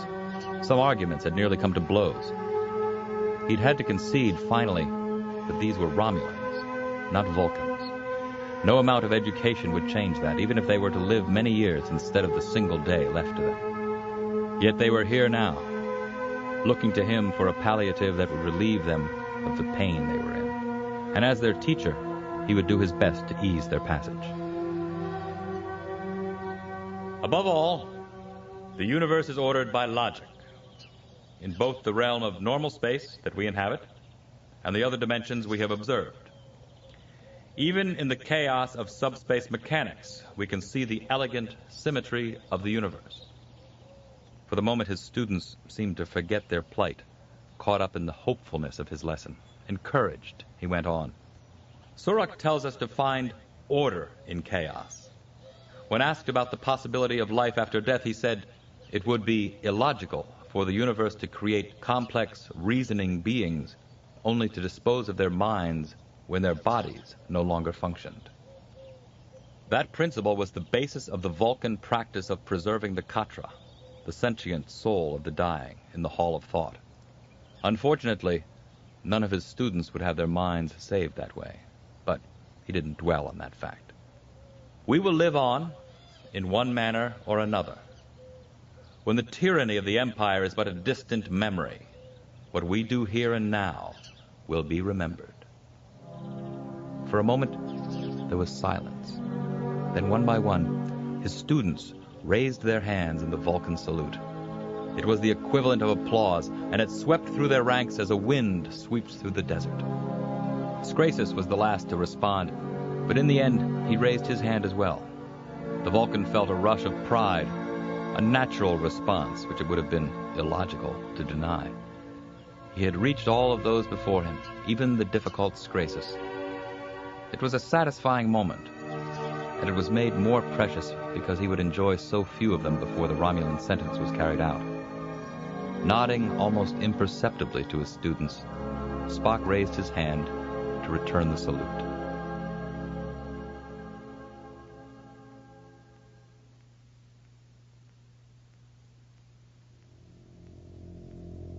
Eragian regarded the three Starfleet officers crumpled on the floor of the corridor, surrounded by Commander Barnock and a dozen of his guards. One of the intruders was clearly human. The other two, he wasn't so sure about. After all, one had a mechanism that halfway encircled his head, some device which the Proconsul had never seen before, and the third seemed too pallid to be a human. Eragian stroked his chin. And they were trying to free the other prisoner, you say? The one who took his own life just a little while ago? Barnock was eager to be of service. Yes, Your Eminence. We can think of no other reason for their being here. Bring them all to the nearest cell, Commander. I want to interrogate them at my leisure. And Barnock, don't let these slip away as the last one did. I will double the watch, Proconsul. Barnock gestured to his waiting subordinates. Immediately, his men bent to the task of lifting and transporting the prisoners. Eragian considered what their presence here meant. Both the original prisoner and his mission were important to Starfleet, or they wouldn't have sent a team here in an attempt to retrieve him. Now, Eragian was more eager than ever to identify the mysterious individual who had destroyed himself trying to escape from the outpost, and to determine why the man had crossed the neutral zone in the first place. Of course, with his new group of prisoners in hand, he was that much closer to finding out.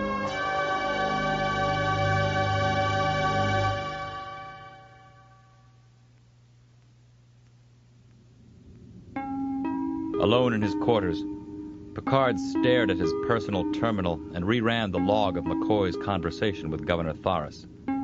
It was all he could do to restrain himself.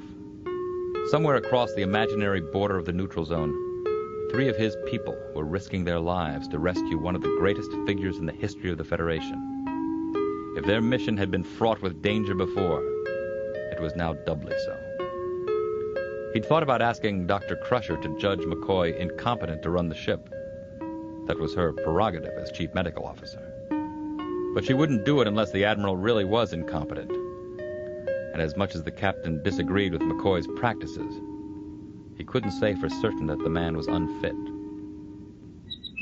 Come. The door slid aside, revealing his Klingon tactical officer. Worf peered at the captain. Sir, I have accumulated additional data on Romulan ship deployments.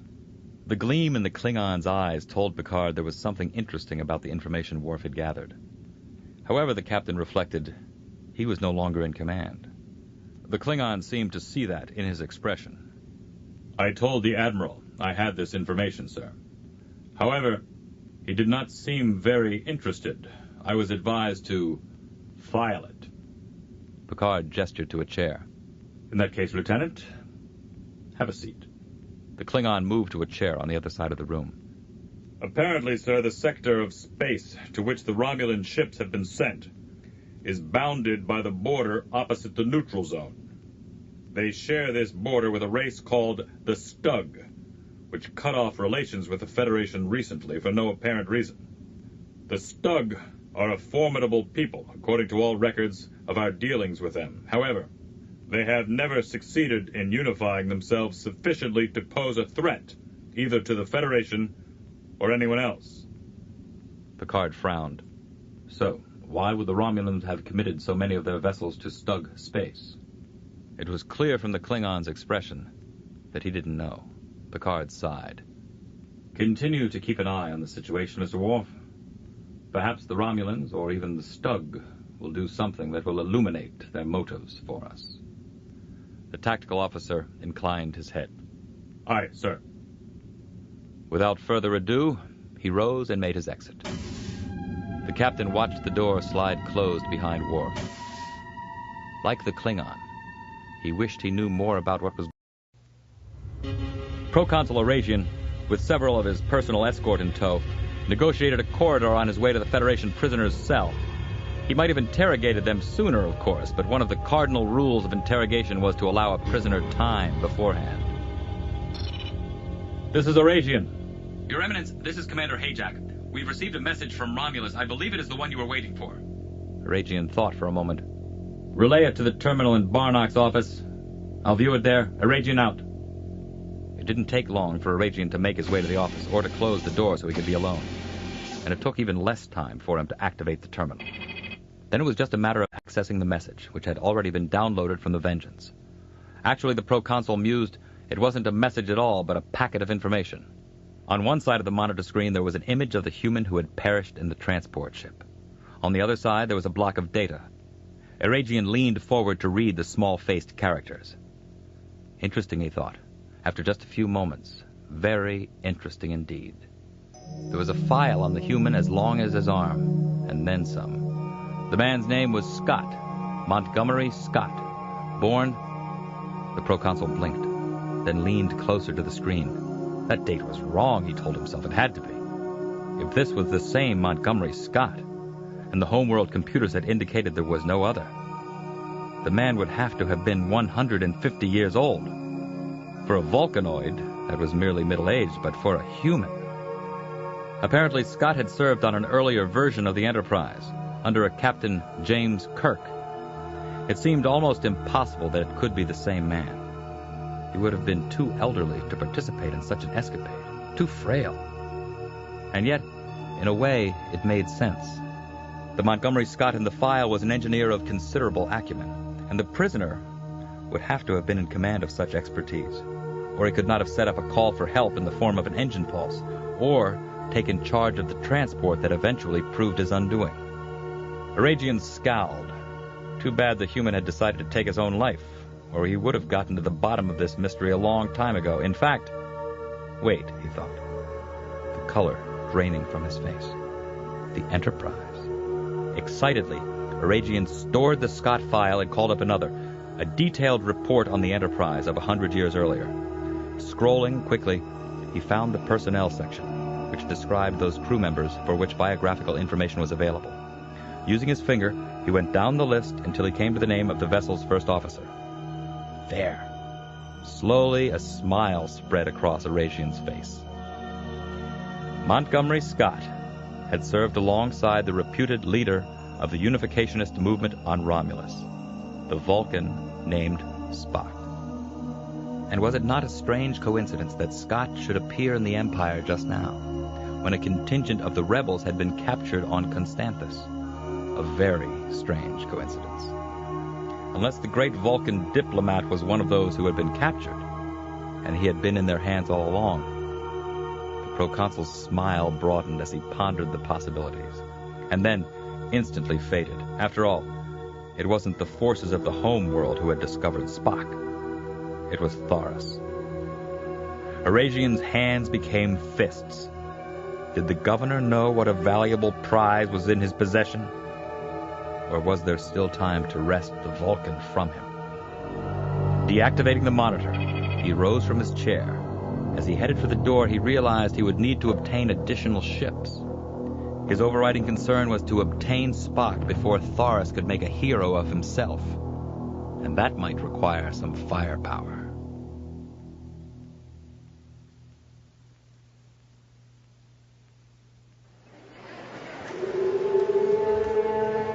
The day of the trial had come. The Unificationists would be judged in an enclosed amphitheater located in the command center. As they entered, Spock noted the rows of seats that rose all around them, filled with Constantherine citizens. He placed their number at 1,000, conservatively. Directly in front of the Unificationists, on a raised podium, sat Governor Thorus. As soon as the rebels were all present in the central pit, Thorus stood up behind his judicial desk and addressed his fellow citizens. We are here to carry out the justice of the Romulan Empire. And beyond, the Vulcan mused, since the cameras posted at intervals suggested the event was being broadcast over subspace channels. The governor went on. In these proceedings, we will consider those who would destroy all we have achieved as a people. We will judge them. And then we will devise their punishment, in the process, reaffirming the glory and might of the Empire. The crowd roared its approval. Pausing to let the applause die down, Thorus turned a scornful eye on Surak's followers. Thousands of years ago, the seeds of the Romulan Empire were grown on the planet Vulcan among a powerful race of conquerors. However, before the mightiest on that world could unite it in a common purpose, a plague was visited on Vulcan. A philosophy of weakness overcame the population. The strong on Vulcan were faced with a choice: rule over a race of passive cowards, or strike out into the reaches of space and found an empire, before which the galaxy would one day shudder. This became our empire. The governor pointed to the Unificationists. These traitors who stand before you would destroy that strength. They study the teachings of the very weaklings on whom the empire turned its back. They seek to spread that philosophy among us and reunite us with Vulcan under a tyranny of cowardice. Thorus lowered both his accusing finger and his voice, forcing the crowd to listen carefully. But this traitorous plot ends here, and it ends now. Our operatives have apprehended the traitors you see before you, and collected incontrovertible proof of their guilt. Thanks to these efforts, the Empire will survive.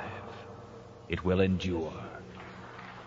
When the governor paused this time, a tremendous din of approval rang through the crowd, even greater than before. He nodded approvingly. We are not here to determine the guilt or innocence of those you see before you, for their guilt is certain. We are here to see justice done. Thorus turned again to the students of Surak. Do any of you traitors wish to confess your crime and pledge your allegiance to the Empire before your sentence is pronounced? Do any of you choose to denounce your treason and die citizens of the Romulan Empire? The crowd waited silently, but none of the students of Surak spoke. Spock was pleased. His followers would remain true to the movement even now, despite the reemergence of their Romulan emotions. While they could not embrace all the principles of logic and the Vulcan way of life, they had seen the waste and illogic of the Romulan Empire. If that were possible, perhaps there was yet hope for reunification. Finally, Bitan, the youngest of the prisoners, stepped forward and broke the silence. We choose the right of statement. The right of statement was one of the oldest and most protected of Romulan privileges. A moment later, the governor answered Datan, though he did not look happy. I grant each of you the opportunity to speak for 5 minutes, no more. Thorus must have a good reason to end the trial today, Spock mused. Enough to risk the repercussions of abrogating the rebels' rights. Finally, the sound of the crowd ceased.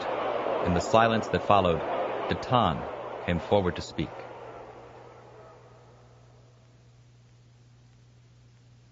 For the 12th time, Riker peered out of the cell he shared with Data and Geordi, looking past the translucent energy barrier that confined them. The length of a short corridor away, a pair of Romulan guards walked a perpendicular passageway. As always, the Romulans were watchful but silent, offering the prisoners no clue as to their fate. Still, the human thought, he could guess what their captors had in mind. They must have been drooling over the prospect of interrogating a Starfleet officer, which made him wonder all the more about Scotty. Suddenly, Riker heard a conversation in the perpendicular corridor. More than 2 voices, he thought. Their guards had probably run into a couple of their comrades. The problem was, he couldn't hear what they were saying. He turned to Data, whose head was already tilted in an effort to glean some information from the discussion. Fortunately, the android seemed to have recovered from the Romulans' phaser barrage. With Data's amplified sense of hearing, he had a much better chance than any mere humanoid. The android wasn't given to a wide range of facial expressions, but Riker had known him long enough to discern a happy reaction from a sad one. This one wasn't happy.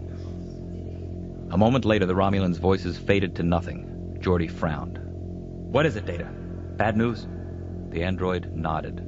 "I am afraid so." They were referring to Captain Scott in the past tense. Apparently, he managed to slip out of his cell and commandeer a transport before anyone noticed he was gone. In fact, he might have gotten away entirely, except for the Warbird. However, it seems it was not the Warbird that ultimately destroyed the transport. It exploded on its own. Geordi shook his head. "Can't be. Montgomery Scott wouldn't have done himself in. Not if he could help it." For a while, no one spoke. Then it occurred to Riker that the 3 of them were still alive. If they were going to stay that way, they needed to get their minds off Scotty's death. The first officer straightened. "You know, we've been in worse situations than this. Much worse." Geordi agreed. "Like the time Professor Moriarty took over the ship from the holodeck. And then that other time when some of us were taken over by those aliens from the penal colony on Mabu 6. And don't forget when we were captured by Lor's Borg." Riker nodded. "Something will come up. The important thing is for us to be ready for it." Abruptly, a voice came to them from somewhere in the maze of corridors outside their cell. "Well, laddie, I hope you're ready right now." They all recognized its owner at the same time. Riker smiled. "Captain Scott?" As if to answer their question, Montgomery Scott came bustling into view at the end of the corridor. The man had a phaser in his hand and a sheen of sweat on his ruddy face. By the way he was grinning, one would never have guessed he was fighting for survival. One would think he was having the time of his life. "You're gonna have to stand back, lads. There's no time to figure out the security code on this energy barrier." As Riker and his companions retreated, the older man fired at the barrier's control panel. Amid a spray of sparks, the barrier wavered and disappeared. Geordi stared at Scotty as he emerged from the cell. "I don't get it. The Romulans said you'd bought the farm." Scott laughed softly. "Never trust a Romulan, lad. Especially when it comes to agriculture. And as for your other questions, I'll answer them after we get where we're going."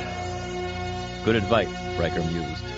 He looked forward to finding out what Scott had in mind.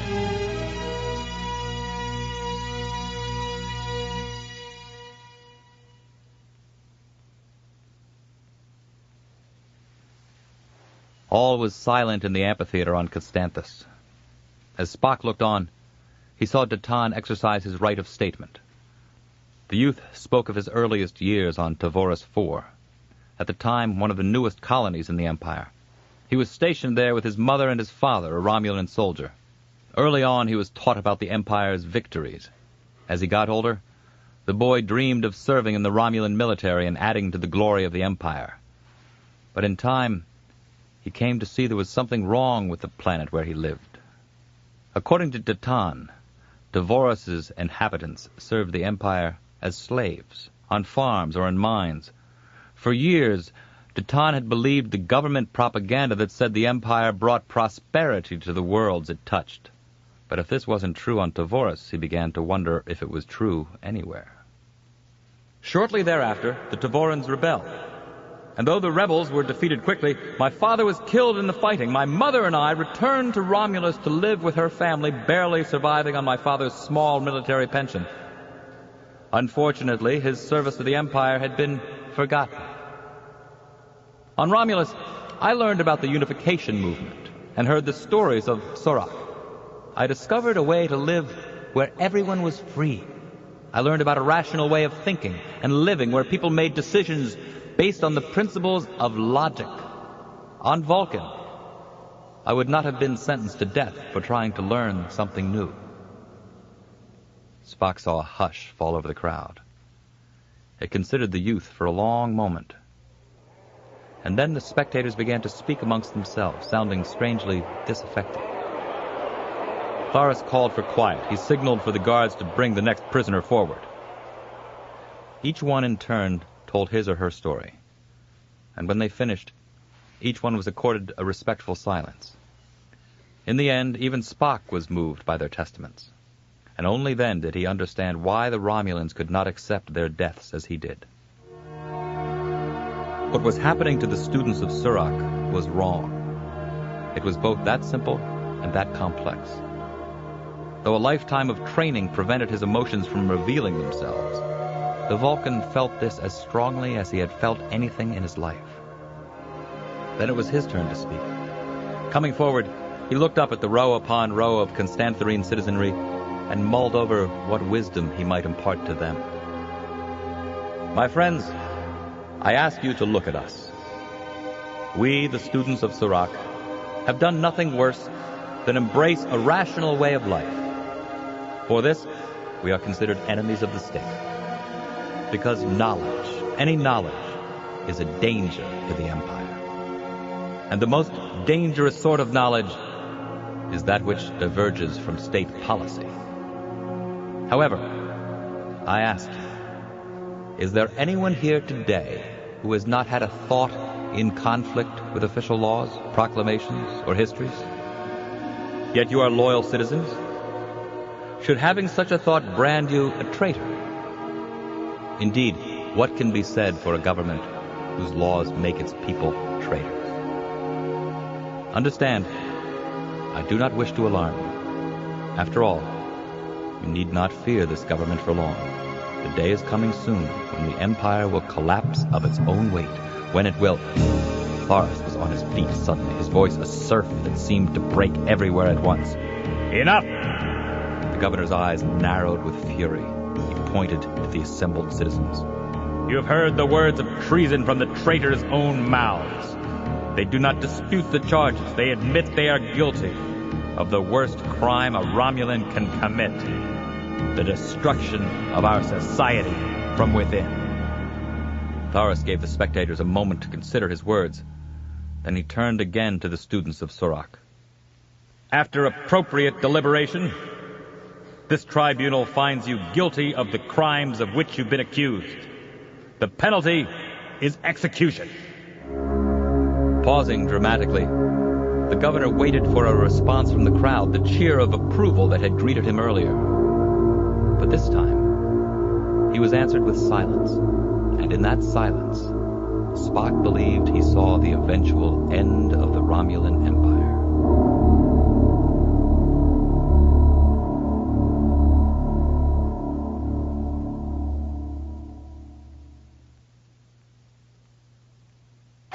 Scotty poked his head around a corner, aimed, and fired. His phaser beam slammed into yet another Romulan, sending the man sprawling. He took just a moment to make certain the guard was unconscious like the other two. Then, satisfied, he gestured for his three companions to follow him. As they threaded their way among the unconscious Romulans, the Enterprise officers all stooped to pick up the guards' weapons. Not that it would be necessary if all went according to plan. At the end of the corridor, Scott saw the light at the end of the tunnel. Except in this case, the light was actually a door. A sign just over it laid out clearly in Romulan characters designated the room beyond as the transporter chamber. Scott was gladder than ever he'd taken the time to learn foreign languages, Romulan among them. Heading for the panel beside the door, he pressed his palm against it. A moment later, they were inside. He pointed to the transporter platform. Up there with you, lads. As Riker ascended to the platform, he posed a question. So how did you escape? Scott was already fiddling with the transporter controls. I guess the Romulans never held a Starfleet engineer in one of their cells. It was nae that difficult to pry off a bulkhead plate and disable the energy barrier. When the Romulans saw a transport vessel take off, then failed to answer their hails, they thought it was me. And when it exploded, they thought I was dead. But I was never on the ship in the first place. Geordi smiled knowingly. Remote control. Scotty nodded. I sent the transport out as a decoy, so I could lie low until the Warbird was gone. Unfortunately, when the three of you were captured, there was no longer an option. Tapping one last pad, he came around the control bank and hopped up on the platform beside the others. Next stop, the Yorktown. That's when a squad of Romulans came running in, weapons drawn. But before they could fire, Scott found himself on the bridge of the Yorktown, his friends standing on either side of him. Welcome to the USS Yorktown. Enjoy your starship adventure. And please, take all wrappers and other refuse with you when you leave. The others looked at him. Scott shrugged. I kind of seemed to turn the damn thing off. As Scott took the center seat, he saw the first officer take the helm while Data sat down beside him at navigation. As if by instinct, Geordi made a beeline for the engineering station. Scott turned to him. Activate the cloak, lad. The engineer looked at him. Scotty smiled. How do you think I got this far? Shaking his head, Geordi worked the necessary controls. Next, Scotty fixed his attention on the android. Chart us a course for Constantis, Mr. Data. And get us out as quick as you can. With this cloak of ours, there's no need for us to sneak about. But before Data could act on the order, Riker turned around at his chair. We didn't come out here to rescue Spock, sir. We came here to rescue you, and we've done that. Scotty eyed him. What are you saying? That you'd abandoned one of the greatest men who ever lived? Riker shook his head. Of course not. But we've already made our share of blunders in trying to get you out. Because we didn't know there was a plan already in motion. I'd hate to do something that would complicate any effort by Captain Picard. But your captain doesn't know how things have changed. You see, I tapped into the Romulans' computer system before I came to get you out. And it seems Proconsul Eragian has found out about Spock. Now that he realizes what kind of fish he's hooked, he'll waste no time frying him. The others looked pained by the news. Riker came to a decision. All right. We'll head for Constantis and do what we can to get Spock out of there. But first, we'll send a message to Captain Picard, alerting him to our intentions. Aye. Contact your captain, then. But for God's sakes, make it quick. Our friend Spock could be roasted on a spit while we dawdle.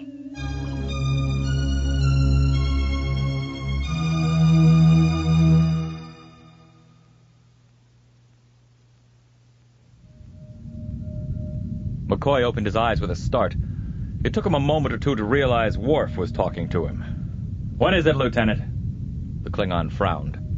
I merely alerted you to an incoming message, sir. It's Governor Thorus. Then what are you waiting for, Mr. Worf? Give me a blasted visual and step back. I'll show you how a professional reels in a fish. As McCoy got to his feet, the image of the governor leapt to the screen. Governor Thorus, time's a-wasting, sir. If we're going to work together, we'd better get our show on the road. The governor smiled a thin-lipped smile. I would have responded sooner, Admiral. However, it was necessary for me to consider certain ramifications of your proposal. And now that you've had some time to think about it, is there any other course of action that makes sense? Thorus shrugged.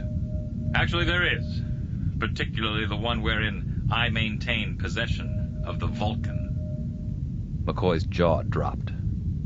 I see you remember your old friend, Spock. Once I took the time to think about it, I knew there had to be a reason they would send someone like you out here. The same reason you were pressing so hard for the return of the rebels. Because according to my intelligence, you served with Spock on the Enterprise. Because you were his comrade. And because he is one of the prisoners who languish in my jail. That doesn't change anything, Governor. The proposition on the table is still a good one. It is? Which do you think would enhance my career more? To spare the homeworld a minor embarrassment, or to show the Empire that I have captured the great Spock?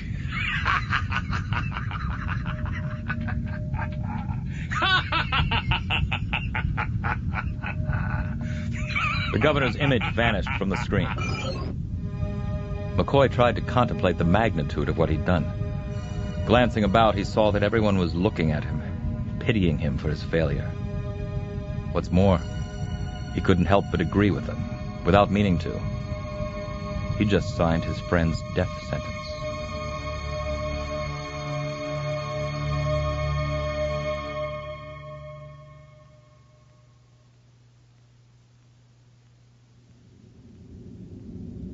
Picard was going over the ship's log yet again when he was interrupted by an intercom summons. Lieutenant Worf, calling Captain Picard. Please respond. This is the captain. What is it, Mr. Worf? The Klingon told him about McCoy's conversation with Governor Thorus, and the way the Admiral had abdicated command. As soon as he realized what he'd done, Captain, he turned pale, and then he left the bridge. I get the picture, Mr. Worf. Picard out? The captain tapped his communications badge. Computer, locate Admiral Leonard McCoy. Admiral McCoy is in the 10 forward lounge. Picard nodded. It seemed the Admiral's psyche was in good hands. Rising, he pulled down on the front of his tunic. He had a long, difficult road ahead of him. But it felt good to be the captain again.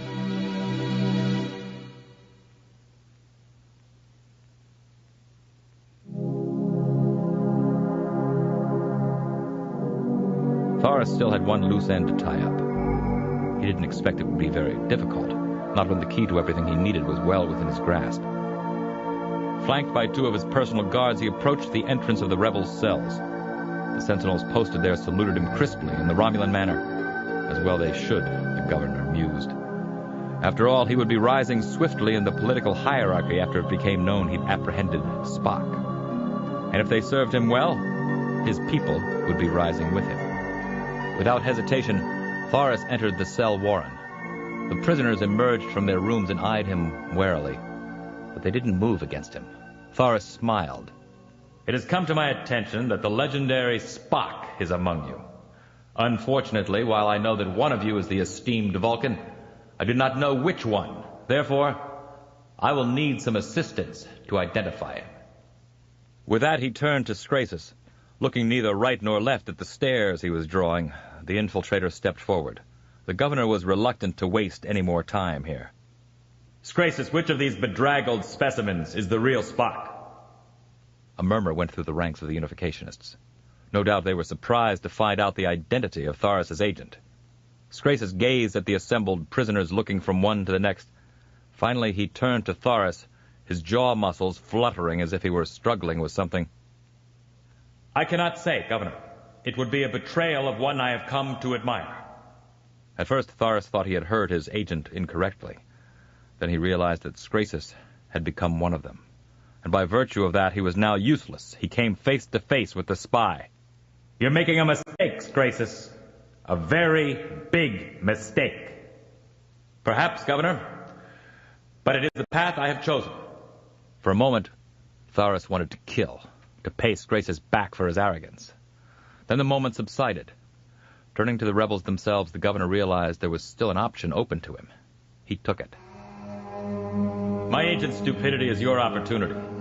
I need to identify the one called Spock. And to do that, I require your help. My request, and for now it is only a request, does not come without its rewards for those who comply with it. There was a shuffling of feet. A predictable reaction, Thorus told himself. No one wanted to think of himself as a traitor, though he was certain someone would shoulder that burden if the price was right. He amended his offer. Rather than restrict my gratitude to only those who offer assistance, I will reward everyone. And why not? Am I not the governor of this planet? Do I not hold the power of life and death? Thorus scanned the assemblage for some clue that would tell him what he wanted to know. As yet, there was nothing. He got right to the point. I am offering amnesty for everyone present, except Spock himself, of course, and for him, I extend protection from the homeworld authorities. Still nothing. The governor's teeth grated. You understand, I will find Spock in any case. By cooperating, you will only make things easier on yourselves and on him. It is the only logical option open to you. But the rebels did not respond. Thorus could feel the blood rushing to his face. I had hoped to be merciful, but you've made that impossible. He glanced at Scrasus. Stand with these rebels, traitor, but rest assured, you will share their fate when the time comes. Then turning his back on the Unificationists, the governor marched out of the cell and down the corridor. He shook his head. What power did the Vulcan have that enabled him to bind people to his cause? Even people like Scrasus, who had started out squarely opposed to it. No matter. When they faced the moment of their execution, they would crack.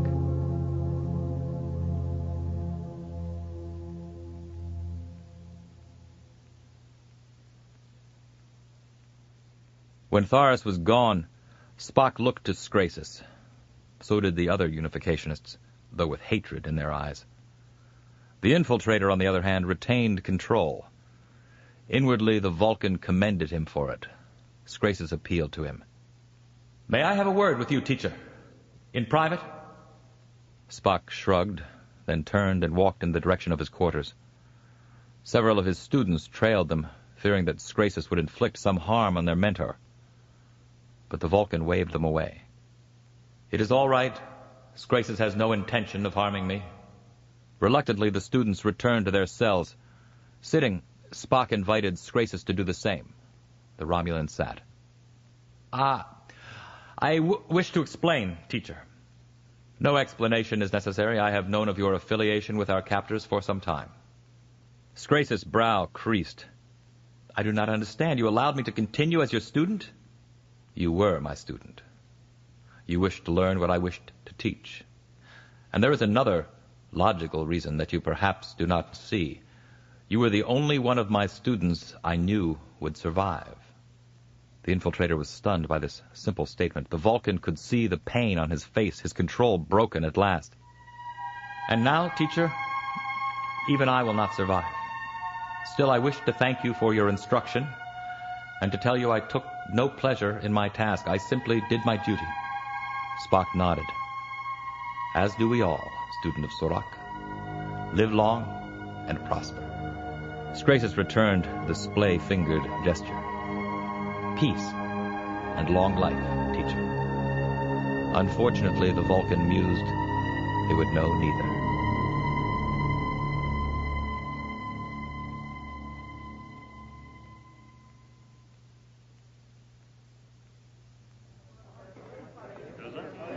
Guinan wasn't surprised when she saw the Admiral deposit himself at her bar. McCoy was mumbling something as she walked over. She could make out one word.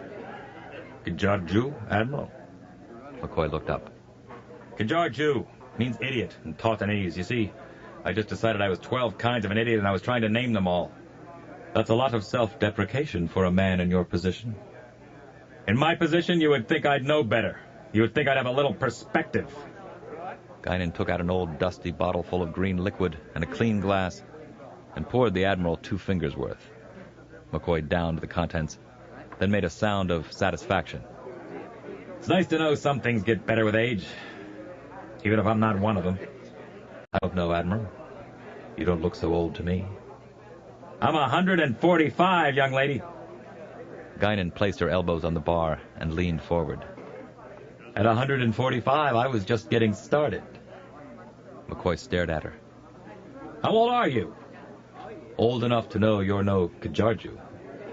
Now, you were saying something about perspective. McCoy's eyes fixed on his empty glass. Back in the old Enterprise, I really hated those Federation ambassadors from hell. The kind who think they know more than the captain and end up demonstrating they know nothing at all. Now I've become the very thing I hated. Just like all those other stuffed shirts, I've managed to make a mess of things. It's a good thing Jim's not around to see this. Guinan did her best to look sympathetic. You had a great deal of respect for your captain. A great deal of affection. McCoy nodded. You're damn right I did. He was the finest commanding officer who ever lived. I didn't know your captain, but I know mine. And if you had asked me, I would have said the same thing about him. The finest who ever lived, I mean. The Admiral scowled. Jim never would have sat there waiting for the enemy to make the first move. He would have taken the bull by the horns. I've seen Captain Picard take the bull by the horns, too. But most of the time, he finds another way. So what you're saying is I should have had a little more confidence in your captain, and his method of dealing with the Romulans as well? Yes, sir. Different era, different Romulans. You've got to change with the times. So this captain of yours, he's got it all figured out, has he? Not exactly. There were a couple of things he didn't quite understand even before you made the situation a bit more complicated. For instance, the way the Romulans are moving so many ships toward the border with the Stug. There doesn't seem to be any... The Admiral interrupted her. The Stug, you say? And the Romulans are deploying their ships to that sector? That's what Lieutenant Worf told me just a little while ago. McCoy looked surprised. Damn, so that's what he was trying to talk to me about. Wait a minute. The Stug could never get together on anything, much less a military offensive. Why would the Romulans be so concerned with them? That's what Captain Picard was wondering. McCoy pushed himself back from the bar. I appreciate the hospitality, Guinan. All of it. That's what I'm here for, Admiral. With a gentlemanly nod, he headed for the exit. Guinan could tell he was still pondering something she said.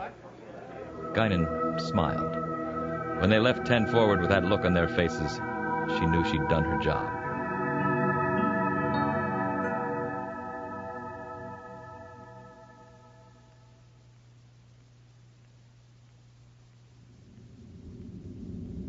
Picard looked around the observation lounge table. Only Worf, Beverly, and Deanna looked back at him. Abruptly, the door to the room slid aside. It revealed Admiral McCoy, who seemed more frail than ever. He quietly took the chair usually reserved for Commander Riker on Picard's right. The captain cleared his throat. We have received a subspace message from Commander Riker. Apparently he and his companions are all right, and they've found Captain Scott in good shape as well. The Admiral smiled. That's wonderful, damn it. Dr. Crusher looked relieved as well. Then Will was just reporting that they're on their way back? The captain shook his head. On the contrary. They are taking the Yorktown deeper into Romulan territory. It seems Governor Thorus is not the only one aware of Spock's presence on Constantis. Apparently, Proconsul Eragian has learned of it as well. Troy sighed. Then that's why Will and the others have agreed to head for Constantis. They're going to try to free Ambassador Spock. Picard nodded. However, they don't know that Thorus knows about Spock, which means he'll be guarding the ambassador a lot more closely now. Our colleagues are reaching into a bigger hornet's nest than they're prepared for. Crusher looked at him, her concern etched into her face. So what do we do? McCoy spoke up. I'll tell you what we don't do. We don't go traipsing after them. That's the kind of shoot-from-the-hip behavior that got us into trouble before. Picard turned to him. Then you think we should rely on their resourcefulness, Admiral? Count on their succeeding without our help? The Admiral's lips pressed together. I don't like the idea, but if we go charging in after them, we'll be risking even more lives. As for Spock, he'll find some way to avoid being used as a pawn, even if it means his death. Picard turned to the others. Admiral McCoy makes a valid point. As it stands now, there are only 4 lives at stake, 5 if we include Spock's. Risking 1,000 lives to save a handful is not only bad arithmetic, it's bad command philosophy. He could see the disappointment in his officer's eyes. However, with Spock's identity exposed, negotiation is no longer an option. Nor is Spock the only one capable of being used as a pawn by the Romulans. There are now also 3 Starfleet officers, 4 if you include Captain Scott, and that aspect of the situation is not to be taken lightly. What's more, long-range sensors indicate that patrols are remarkably light in Constantis' sector, as they seem to be in many portions of the Empire these days. And unlike Commander Riker, we know what to expect vis-a-vis the acceleration of events there. Hence, we have an excellent chance of getting through. McCoy slumped back into his chair. His expression was one of outright disbelief. You're going after them? I am indeed, Admiral. There's a time for patience and a time for action. This is a time for action. He turned to Worf, then Troy. Make sure the battle bridge is in working order, Lieutenant. Counselor, prepare the crew for saucer separation. We will be taking leave of our civilian population in 20 minutes.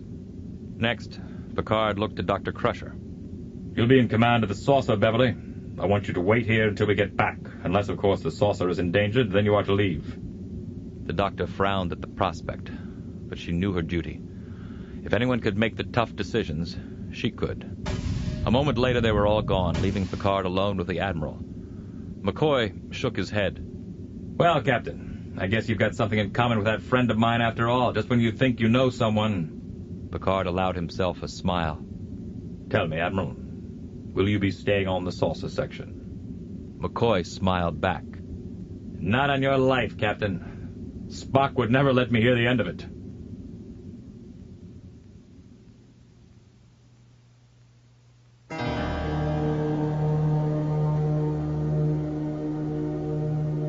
As Thorus emerged from his office, he surveyed the courtyard and the high stone wall that ringed it. As at the trial, he had set up cameras at intervals, cameras which would broadcast over subspace channels to points as far away as Romulus. After all, what was the point of a spectacle if there was no one there to see it? Or to learn from it the determination and efficiency of the formidable Governor Thorus? Such were his thoughts as he approached the gallows he'd constructed. Of course, he would only use them to the extent he had to. His real plan was to terrify Spock and the other prisoners slowly and thoroughly until one of them lost his composure and gave up the Vulcan. What's more, he was absolutely certain it would work. Otherwise, he wouldn't have allowed the entire Empire to bear witness. Turning toward the prisoners' cells, he gestured, and a group was forced out into the courtyard, each of its members walking with hands manacled. As the Unificationists approached the gallows, they sized up the instrument of their doom. No doubt they were wondering what it would be like to feel the noose tightened around their necks, to hear the order given, and to have the trap door swing away, leaving them to twitch and die at the ends of their ropes. Thorus smiled to himself. Their mouths would be turning drier than dust right about now.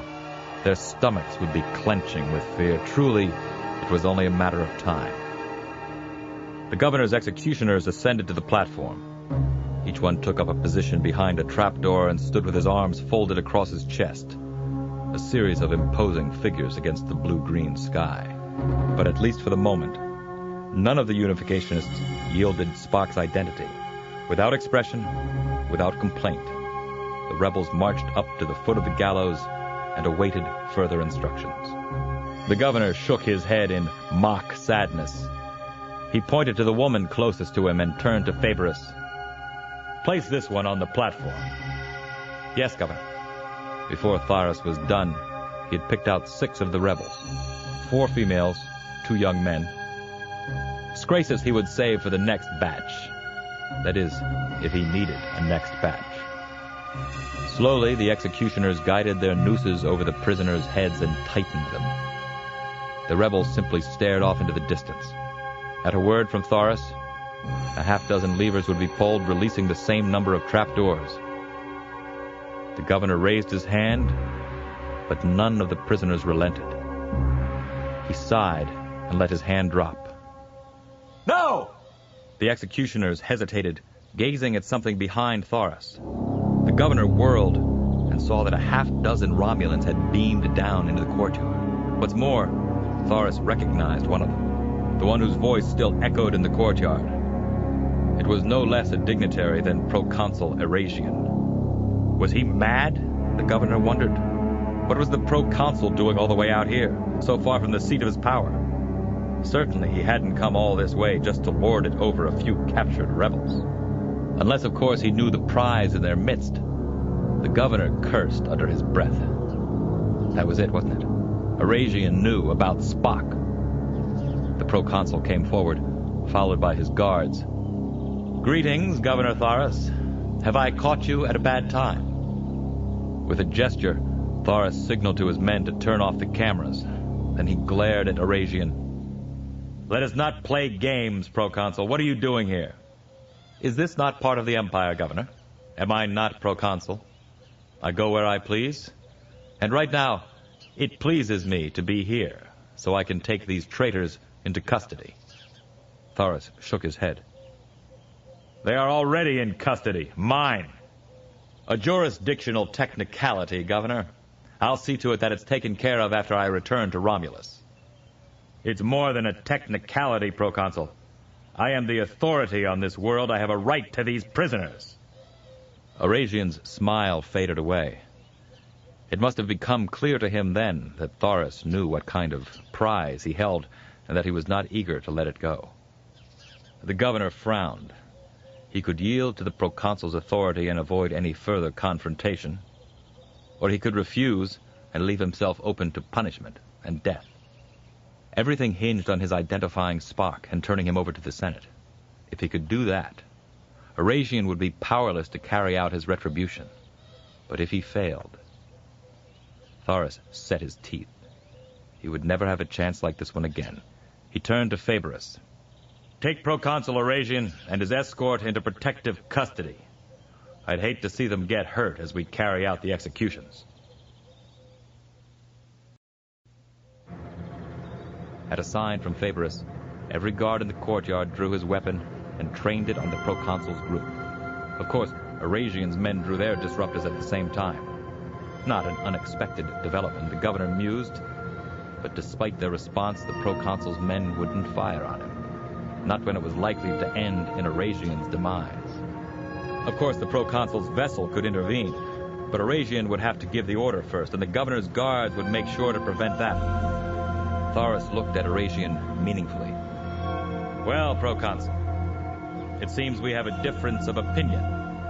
If I were you, I'd drop my weapon and surrender myself, but then you may prefer to die in a bath of disruptor energy instead.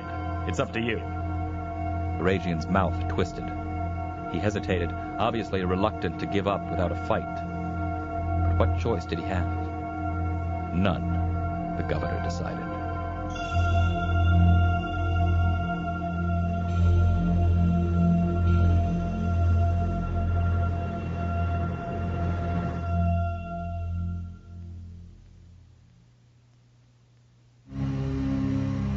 Spock had observed the confrontation between Thorus and Eragian with acute interest.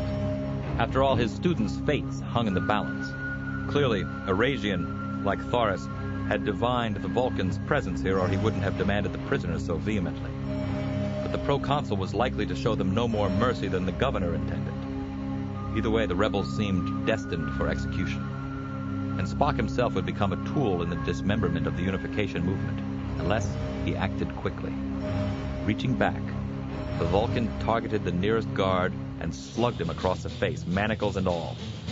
As the Romulan crumbled, his disruptor fell out of his hand. Spock picked it up, two-handed, and fired in the dirt at Eragian's feet. Reacting just as he'd hoped, the Proconsul fired back. The Vulcan was on the move, however, and the beam missed. Discharging his weapon on the run, Spock hit the part of the gallows from which the nooses were suspended. The structure sizzled away into nothingness. As the executioners scrambled for cover, the rebels found themselves unhampered by either noose or guard.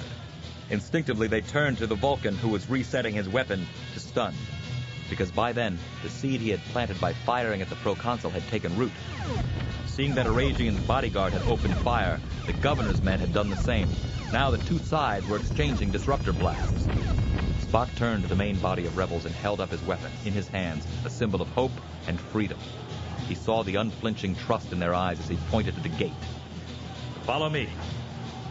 A moment later, Spock was crossing the courtyard in long, running strides. With every step, the gate was getting closer, but so were those who guarded it. Raising his weapon, the Vulcan released a blast at the sentinel to his right. The blue beam rammed into the Romulan, sending him sprawling out of sight. Before he could repeat the maneuver, he saw another beam take out the second sentinel. As the Romulan fell from his perch, Spock sought out the source of the beam and saw Scrasus, the pistol in his hand. Spock was about to remark on his student's accuracy when he saw the Romulan's expression change. He whirled to face a Romulan guard who had separated himself from the melee, a guard with a disruptor in his hand. The Vulcan had no time to avoid the blast. But before it could come, Spock felt a weight come slamming into him. It propelled him forward, out of danger. Still, the beam hit something, or someone. Even as the ground rushed up at him, the Vulcan was turning back to see who had saved him. To his horror, it was Scrasus. In the background, Spock heard screams of agony and shouts of triumph. He glimpsed running and strife. But all that was secondary right now. His universe had narrowed its focus to the man writhing at his feet, His tunic burned away to reveal a horror of a wound. He would not let Scrasus die, he thought, as he knelt beside his student. He would not. Looking up, the Vulcan saw that the guard who'd fired at them was now coming closer, his disruptor aimed squarely at Spock, who was now weaponless. Scrasus gasped, "Save yourself, teacher." Spock shook his head. "I am afraid that is no longer an option."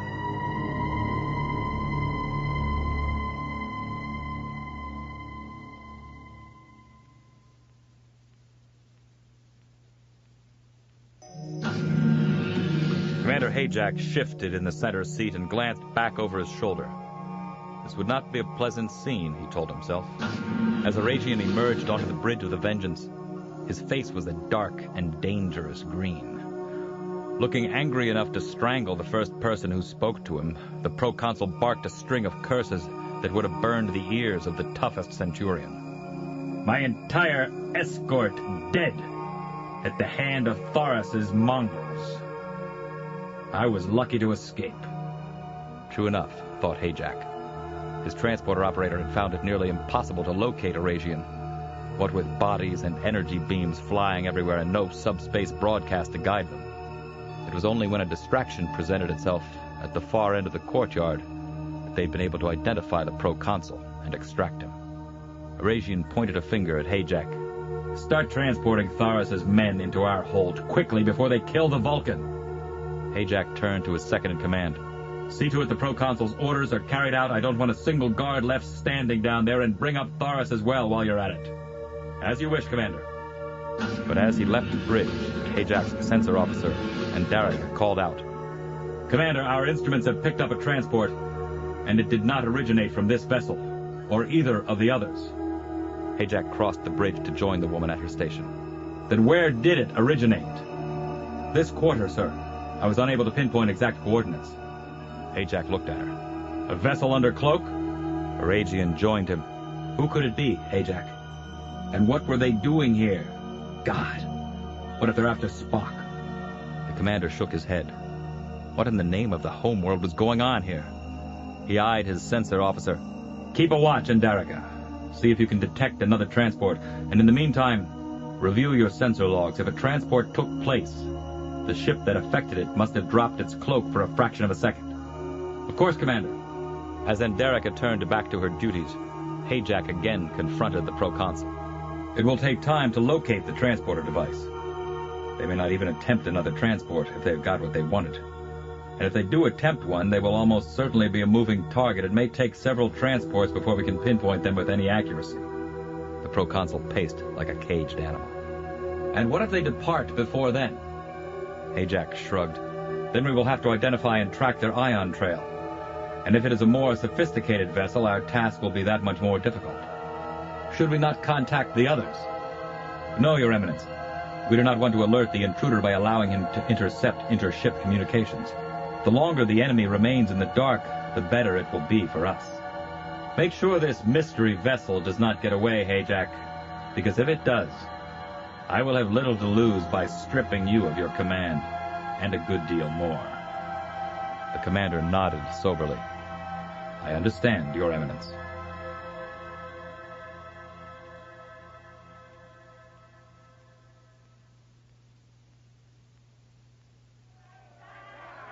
Still kneeling by his injured student, Spock looked up at the disruptor barrel and the guard who stood behind it. "Get up, rebel, or I'll burn down the two of you."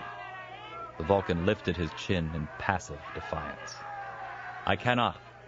This one is hurt. He needs help." He had no illusion that the guard would sympathize with him. But then he didn't expect to live very long in any case. Taking a breath, he braced himself for the agony of the disruptor blast. But it never came. Because suddenly, the Romulan guard had disappeared. The entire courtyard was gone, replaced by what looked like the transporter room of a Federation starship, and an outdated one at that.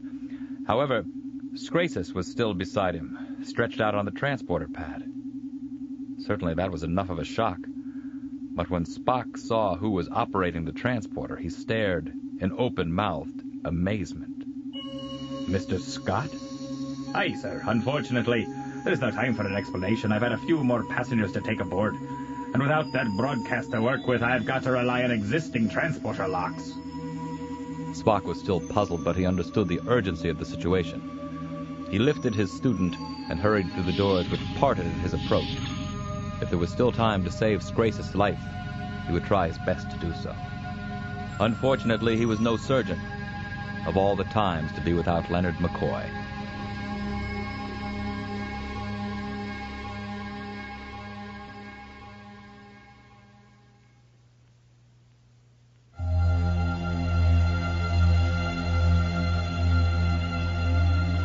As Geordi sat at the Yorktown's helm, perspiration making wet trails down his neck, he waited for the go-ahead from the transporter room. Looking back over his shoulder, he saw that Commander Riker was perspiring too in the captain's chair. Only Data, who occupied the science station, was cool as could be. The android was checking out the Yorktown's cloaking device.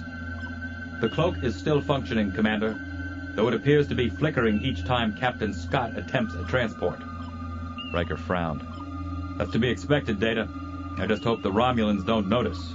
It'd be inconvenient to have to. We've got the last of them, lads. I'm on my way up to the bridge.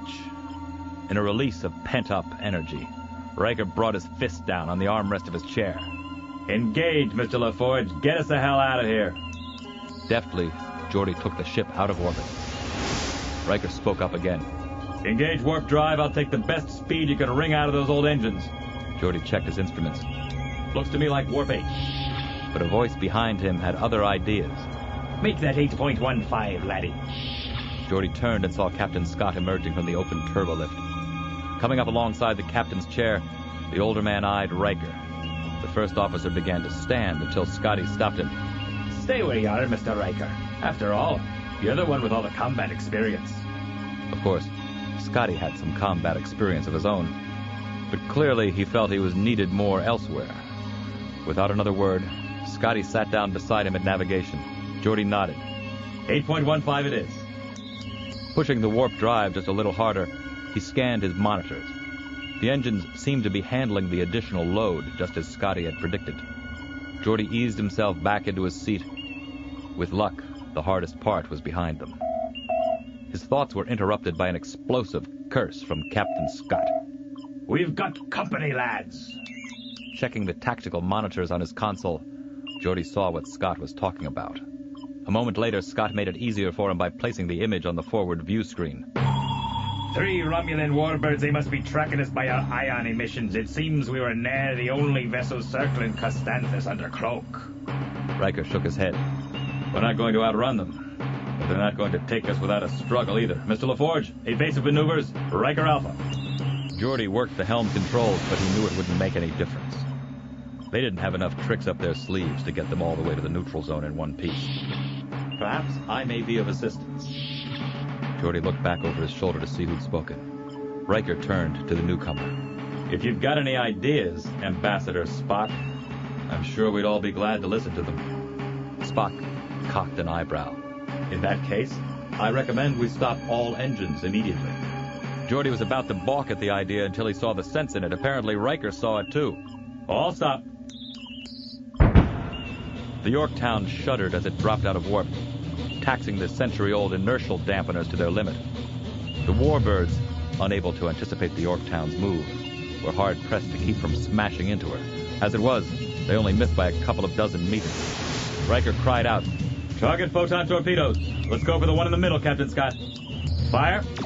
Twin packets of photon fury erupted in the direction of the Romulan, and at this intimate range, the enemy's shields didn't stand a chance. Data turned to Commander Riker. Direct hits on their starboard weapons bank. Damage is isolated but considerable. Scotty chuckled. They'll never be firing at us with those wee bairns. Spock looked only vaguely satisfied with himself as he made his next suggestion. Ahead impulse engines. Riker seemed to know what Spock was thinking. Full impulse, Mr. LaForge. On my mark, accelerate to warp 8.3 and come as close as you can to one of the Warbirds. The surge to impulse speed wasn't bad, especially for an old ship like this one. But going to warp would be a different story entirely. Spock made his way to the navigation console and sat down beside the engineer. On the view screen, the Romulans were nowhere to be seen. Suddenly, they appeared as specks in the distance, and before Geordi knew it, they were filling the parameters of the screen. Riker's eyes narrowed. Target photon torpedoes. Engage warp engines. As Geordi activated the warp drive, the Yorktown leaped forward, thrusting him back into his seat, but not before he guided them to within a whisker of one of the Warbirds. As luck would have it, the Romulan barrage missed the Yorktown entirely. Riker gave the order. Fire! As before, the Yorktown set a pair of torpedoes after the Warbirds at point-blank range. And as before, the torpedoes nailed one of them, caving in its shields in the process. Data looked up. Direct hits, Commander. We have incapacitated another weapons bank. But they weren't out of the woods yet. They'd bought themselves a head start. But the Warbirds were still faster than the Yorktown. And now that they'd been burned twice, they'd be more calculating in their next attack. Just as Geordi was thinking these things, the situation got worse. Much worse. We're losing warp speed, Commander. Looks like a problem with the power transfer conduits. The strain of that last maneuver was too much for them. In other words, the Yorktown just wasn't built for such stress. Not even when it was new. Scotty sighed. We can at least reduce power to non-essential systems. That'll keep us going a wee bit longer. Toward the end, they disengaged their cloaking device. Then the weapon systems, but they were still losing speed. Data looked up. The Romulans are catching up, Commander. At our present rate of deceleration, they will be in torpedo range in 54 seconds. Riker had them take the shields offline except for rear and aft deflectors, but they were still slowing down. The first officer sighed. Cut power to life support. Geordi shook his head helplessly. That would only buy them another second or two. They were down to warp 4 and dropping. Warp 3.5, warp 3. Scotty grunted sadly. 30 seconds, lads. Geordi looked to his fellow engineer. There was nothing more they could do, and both of them knew it. Data resumed his countdown. 20 seconds. 15. 10. Geordi held onto the console in front of him. He had no doubt the Romulans would fire as soon as they were in range. The ship's computer voice piped up. This exhibit is now closed. Please watch your step on the way out. Data ignored it. 5, 4, 3, 2, 1. Abruptly, Geordi felt something slam into them from behind, rattling his teeth. His control panel showed that they'd sustained a torpedo hit. It happened again, except the impact was even greater, and again. Behind Geordi, the communications console burst into flames. The deck plates groaned in his ears. As the ship jerked again, sparks exploded from the science station, driving Data backward against the rail. The Yorktown was dying, Geordi realized. They were going to die along with it.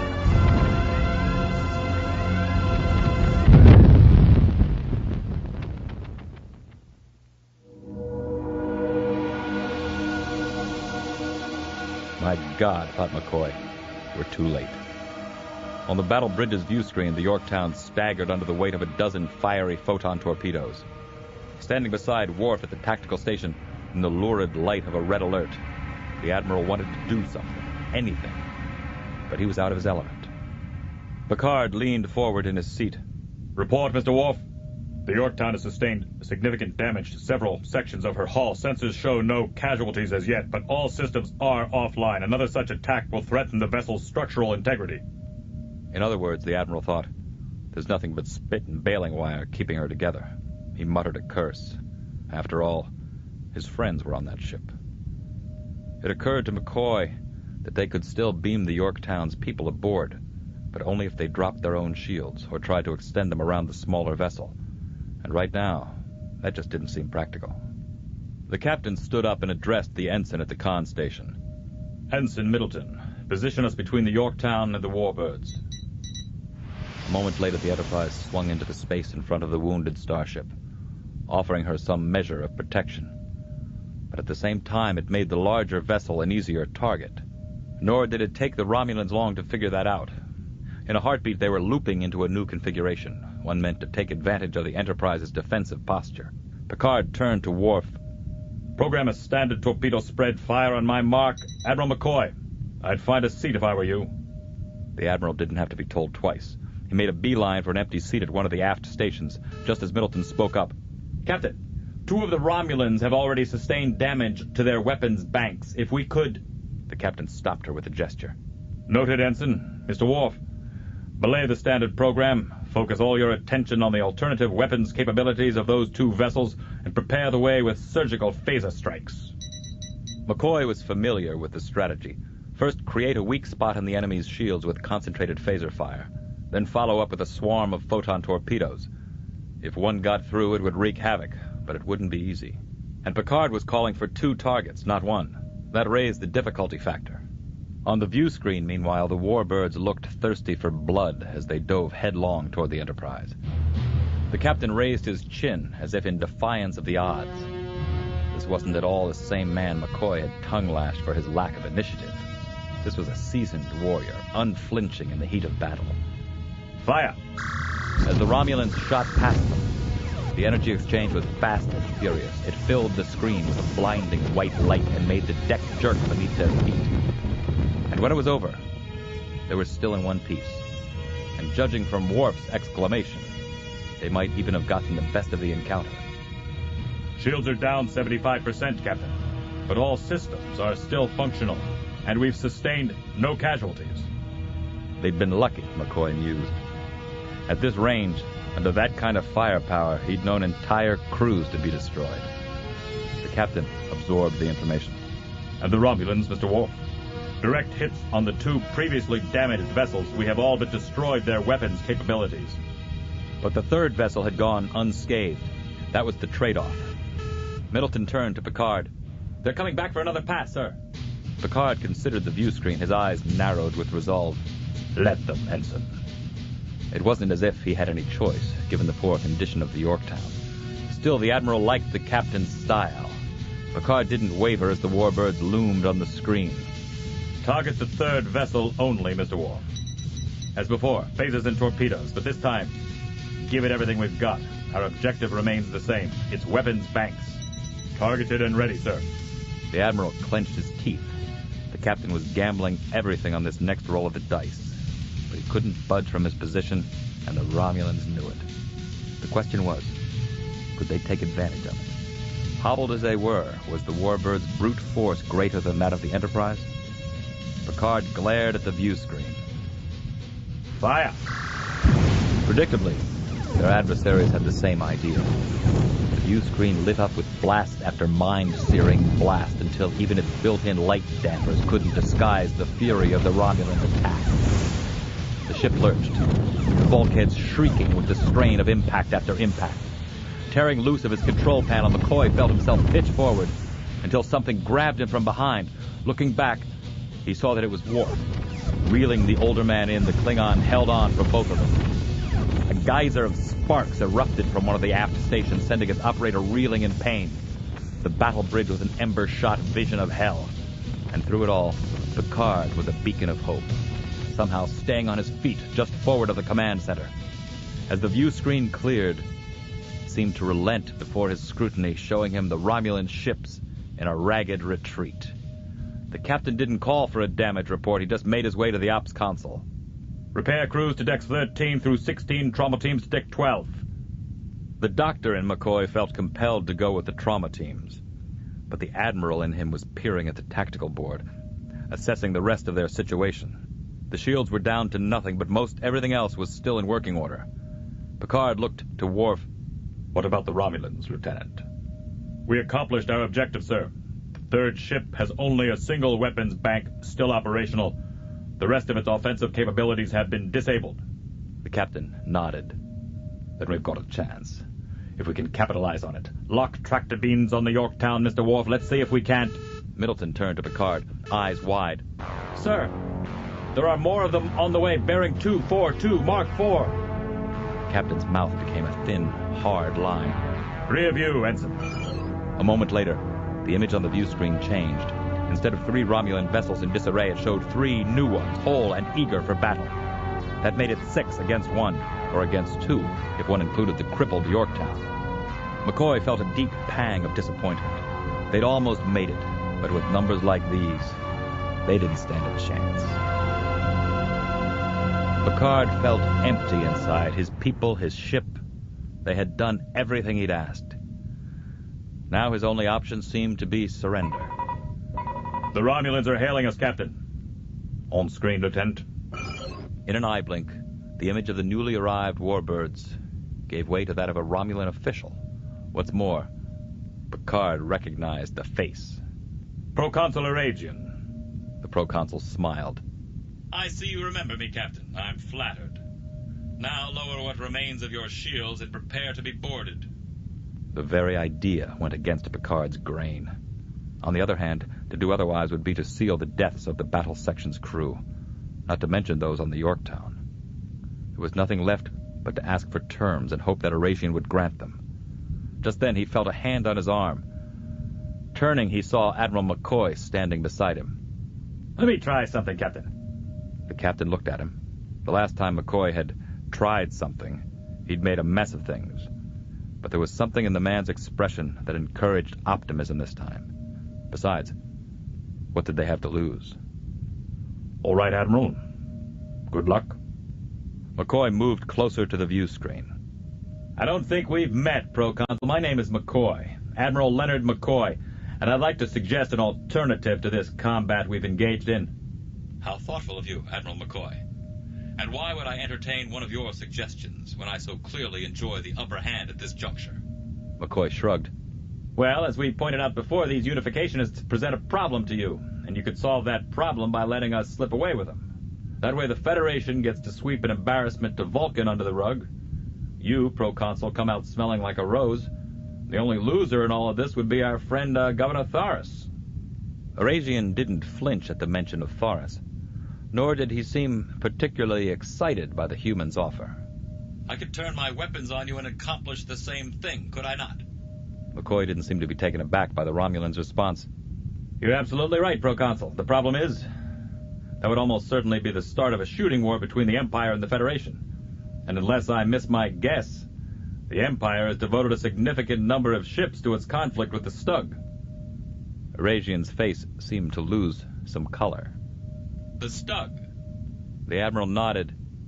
I see you've heard of them. Then you must also know the Stug are united for the first time in many years. Something about a planet-wide tricentennial celebration, I believe. As a result, they'll be out for Romulan blood. Now, I'm no military strategist, Proconsul, but I'd imagine with the Stug on the warpath, the Empire would be in especially poor shape to defend itself against the Federation. That is, if somebody had the bad sense to stir things up. Eragian swallowed hard. I admire your grasp of the situation, Admiral. It took the Romulan another few seconds to come to terms with his truncated range of options. No doubt he hated the idea of giving up Spock. But in life, one sometimes had to do the things one hated. Eragian lifted his chin. What if I were to grant you safe passage as far as the neutral zone? That would seem to serve both our purposes, would it not? McCoy's expression became one of gratitude. That would be downright neighborly of you. Eragian made a gesture with his hand. It is done. McCoy grinned. Then I guess I'll be on my way. Don't take any wooden nickels, Proconsul. McCoy out. Picard saw the image on the view screen change again. Once more he was looking at the Romulan formation, except this time, half the warbirds were coming about. As he watched, they diminished with distance. Stepping forward, the captain placed his hand on McCoy's shoulder. Good work, Admiral. McCoy dismissed the idea. I was lucky, that's all. I'm a doctor, not a diplomat. The captain smiled. You may be a doctor, but you're also a great deal more than that. Then, taking his leave of McCoy, he addressed himself to the business of getting home.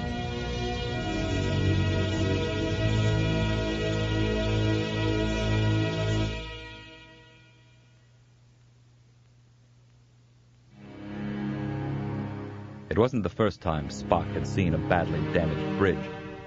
However, the Yorktowns looked painfully familiar. It reminded him of the Enterprise's bridge before its destruction. Mr. Spock!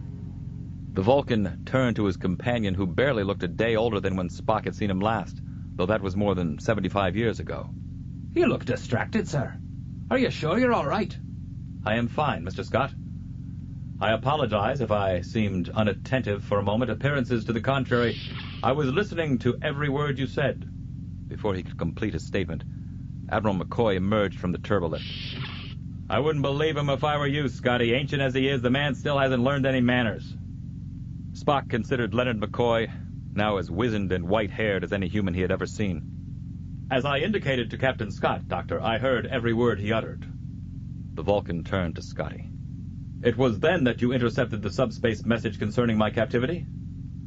Scott smiled. That it was, sir. And having heard it, I could ne'er sit back and let Starfleet worry about retrieving you. Not while there was someone around who still knew what he was doing. McCoy grunted. Make that two of you who knew what you were doing. I've got a newfound respect for that fella Picard. He may not be Jim Kirk, but he's all right in my book. The Vulcan was reminded of how highly Sarek had spoken of Picard. And in mine, Doctor. I see now why my father placed so much trust in him. Scott turned to McCoy. Do not sell yourself short, Doctor. I heard the way you put two and two together regarding the Stug and the lack of Romulans patrolling the neutral zone. If you had ne'er thought of that, we might all be guests on the Proconsul now. Spock agreed. It was a most clever ploy. At least Captain Picard seemed to think so. Nor was there anyone else on the Enterprise who could have executed it. The Admiral seemed uncomfortable accepting a compliment from his old sparring partner. In other words, it pays sometimes to be older than the hills. Turning to his other colleague, Spock changed the subject. I am intrigued by your survival in a transporter unit, Captain Scott. I found some of the details in a library file, but they were rather sketchy. Scotty filled him in, describing his vessel's crash on the surface of a Dyson sphere. Everything was disabled except auxiliary life support and communications. And even they were fading fast, so I melded the transporter circuits, locking the pattern buffers into a perpetual diagnostic cycle, and then had the computer cross-connect the phase inducers to the emitter array. The Vulcan pictured the maneuvers. And by doing so, you created a regenerating power source which could keep the mechanism operating until assistance arrived. Exactly, sir. Of course, I did not expect it to take 75 years, but I suppose I should be glad it arrived at all. Spock nodded. Fascinating. It made the engineer smile.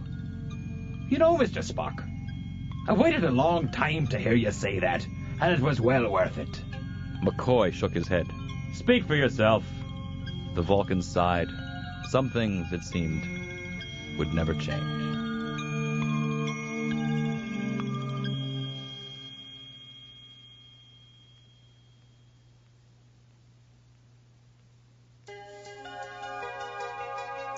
As Picard entered 10 forward, with Riker at his side, his gaze was drawn to the 23rd century vessel keeping pace off their starboard beam.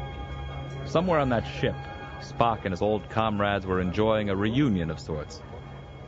It was something about those three that distinguished them from other people, he thought. Camaraderie.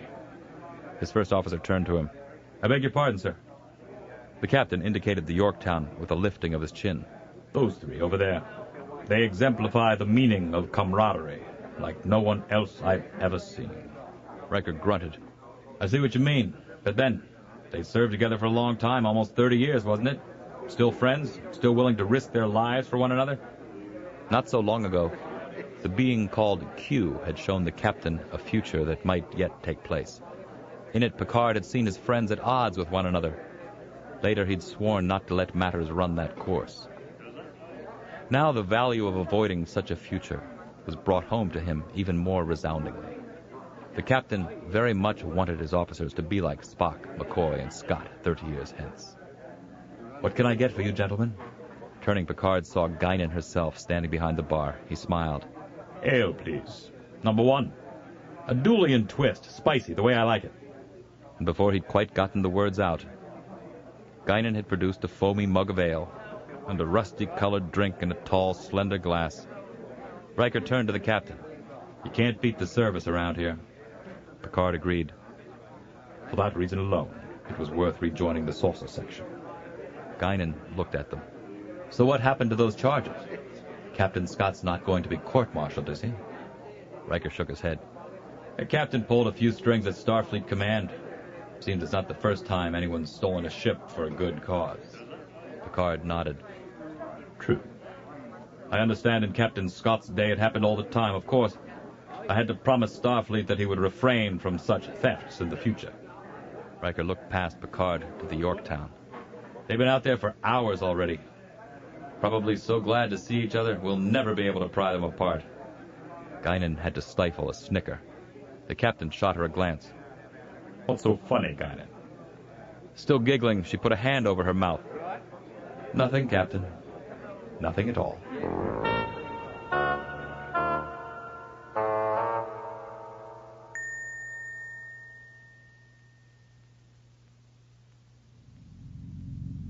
Spock cocked an eyebrow. An emotional act? I must confess, Doctor, I do not see how... McCoy grasped the red-orange rails surrounding the command center. Don't give me that eyebrow, Spock. You know you didn't have a spacer's chance of stopping the execution, but that didn't keep you from belting your guard into the middle of next week. Or were your Romulan friends fibbing about that in the debriefing? The Vulcan frowned. Remember, Doctor, at the time, my only alternative was to allow myself and my comrades to be killed. It is hardly an emotional response to act to prevent such a result. McCoy grunted disparagingly. You gave in to an emotion, Spock. It happens to all of us at one time or another, except the rest of us admit it. Spock looked at him. He reflected on his experiences with the Constanthorines in Thorus's prison, especially on the way they had refused to point him out, even when their lives hung in the balance. He had tried to teach his students the value of objectivity and the belief that they could aspire to nothing greater. And all the while, without realizing it, they had been teaching him the value of something just as important. The Vulcan sighed. I must admit, emotion may have played some small part in my actions. McCoy looked at him incredulously. Call security, Scotty. Someone's impersonating Mr. Spock. The Vulcan eyed his former colleagues. You may find my statement humorous, gentlemen. However, I should note it was not human emotion that shaped my behavior, but rather Romulan emotion. You see, I began my efforts toward reunification thinking I had to teach Romulans to be Vulcans. Now, I see the value of combining the best qualities of both peoples. McCoy chuckled. I think we're making some progress here. If the ambassador's sampling Romulan emotion, I don't think human emotion can be too far behind. Tell you what, Spock. After you've gotten settled, we'll spend some time on Earth. Remind you of those human qualities you've been missing the last few years. I would like to do that, Dr. McCoy. Unfortunately, that is not possible. You see, I have made plans to return to Romulus. I have already made the necessary arrangements with Captain Picard. Scotty stared at him, horrified. But it was nearly impossible to get you out, sir. Getting you back in could be twice as hard. The Vulcan had an idea to the contrary. There is a network I helped establish, which from time to time smuggles Romulan dissenters out of the Empire. I would employ the same network to smuggle myself and my students back to Romulus. McCoy looked crestfallen. You can't do this, Spock. You're too old to go risking your life in that den of snakes. Scott agreed. Oh, you've done enough, sir. You've done more than enough. Let someone else lead the Unificationists. If I am as old as you claim, gentlemen, there is little time for me to leave the galaxy better than when I entered it. Besides, 2 brave and resourceful men risked their lives to preserve the leader of the unification movement. How can I allow such an effort to be wasted? McCoy's eyes took on a liquid cast. You're a damned fool, Spock. Still. But I'll be rooting for you just the same. Scott swallowed. Oh, and we'll meet again, Mr. Spock. You can bet the whole blasted Romulan Empire on that. Inwardly, the Vulcan smiled at his friend's optimism. I would not be so foolish as to accept that wager, Mr. Scott.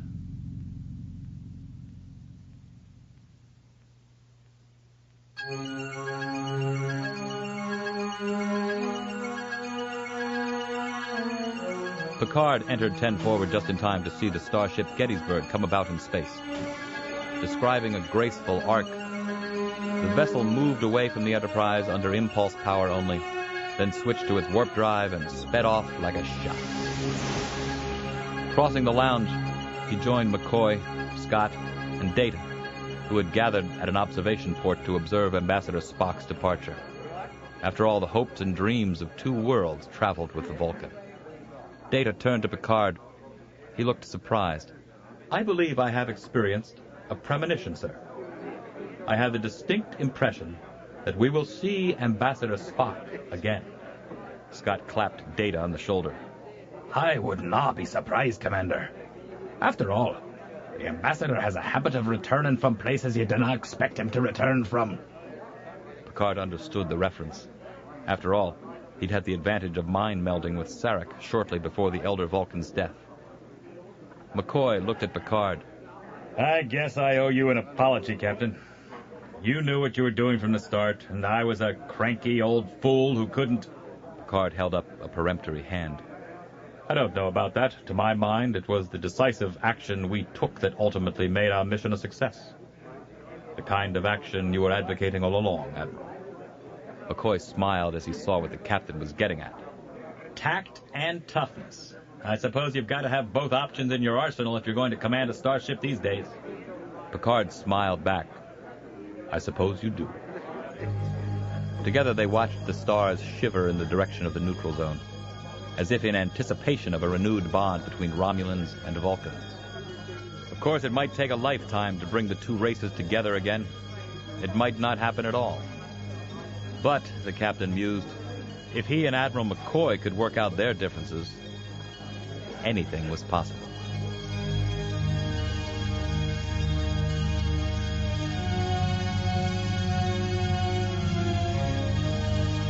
Star Trek, The Next Generation, Crossover, was written by Michael Jan Friedman and read by Jonathan Frakes. It was abridged for audio by Michael Jan Friedman. The recording engineer was David Knight at Zacuto Audio. Digital editing by Steve Deutsch and Gary Fink. Post-production and sound design by Gary Fink. The associate producer was Florence Barreau Adams. Star Trek, The Next Generation, Crossover, was produced and directed by Linda Woolman.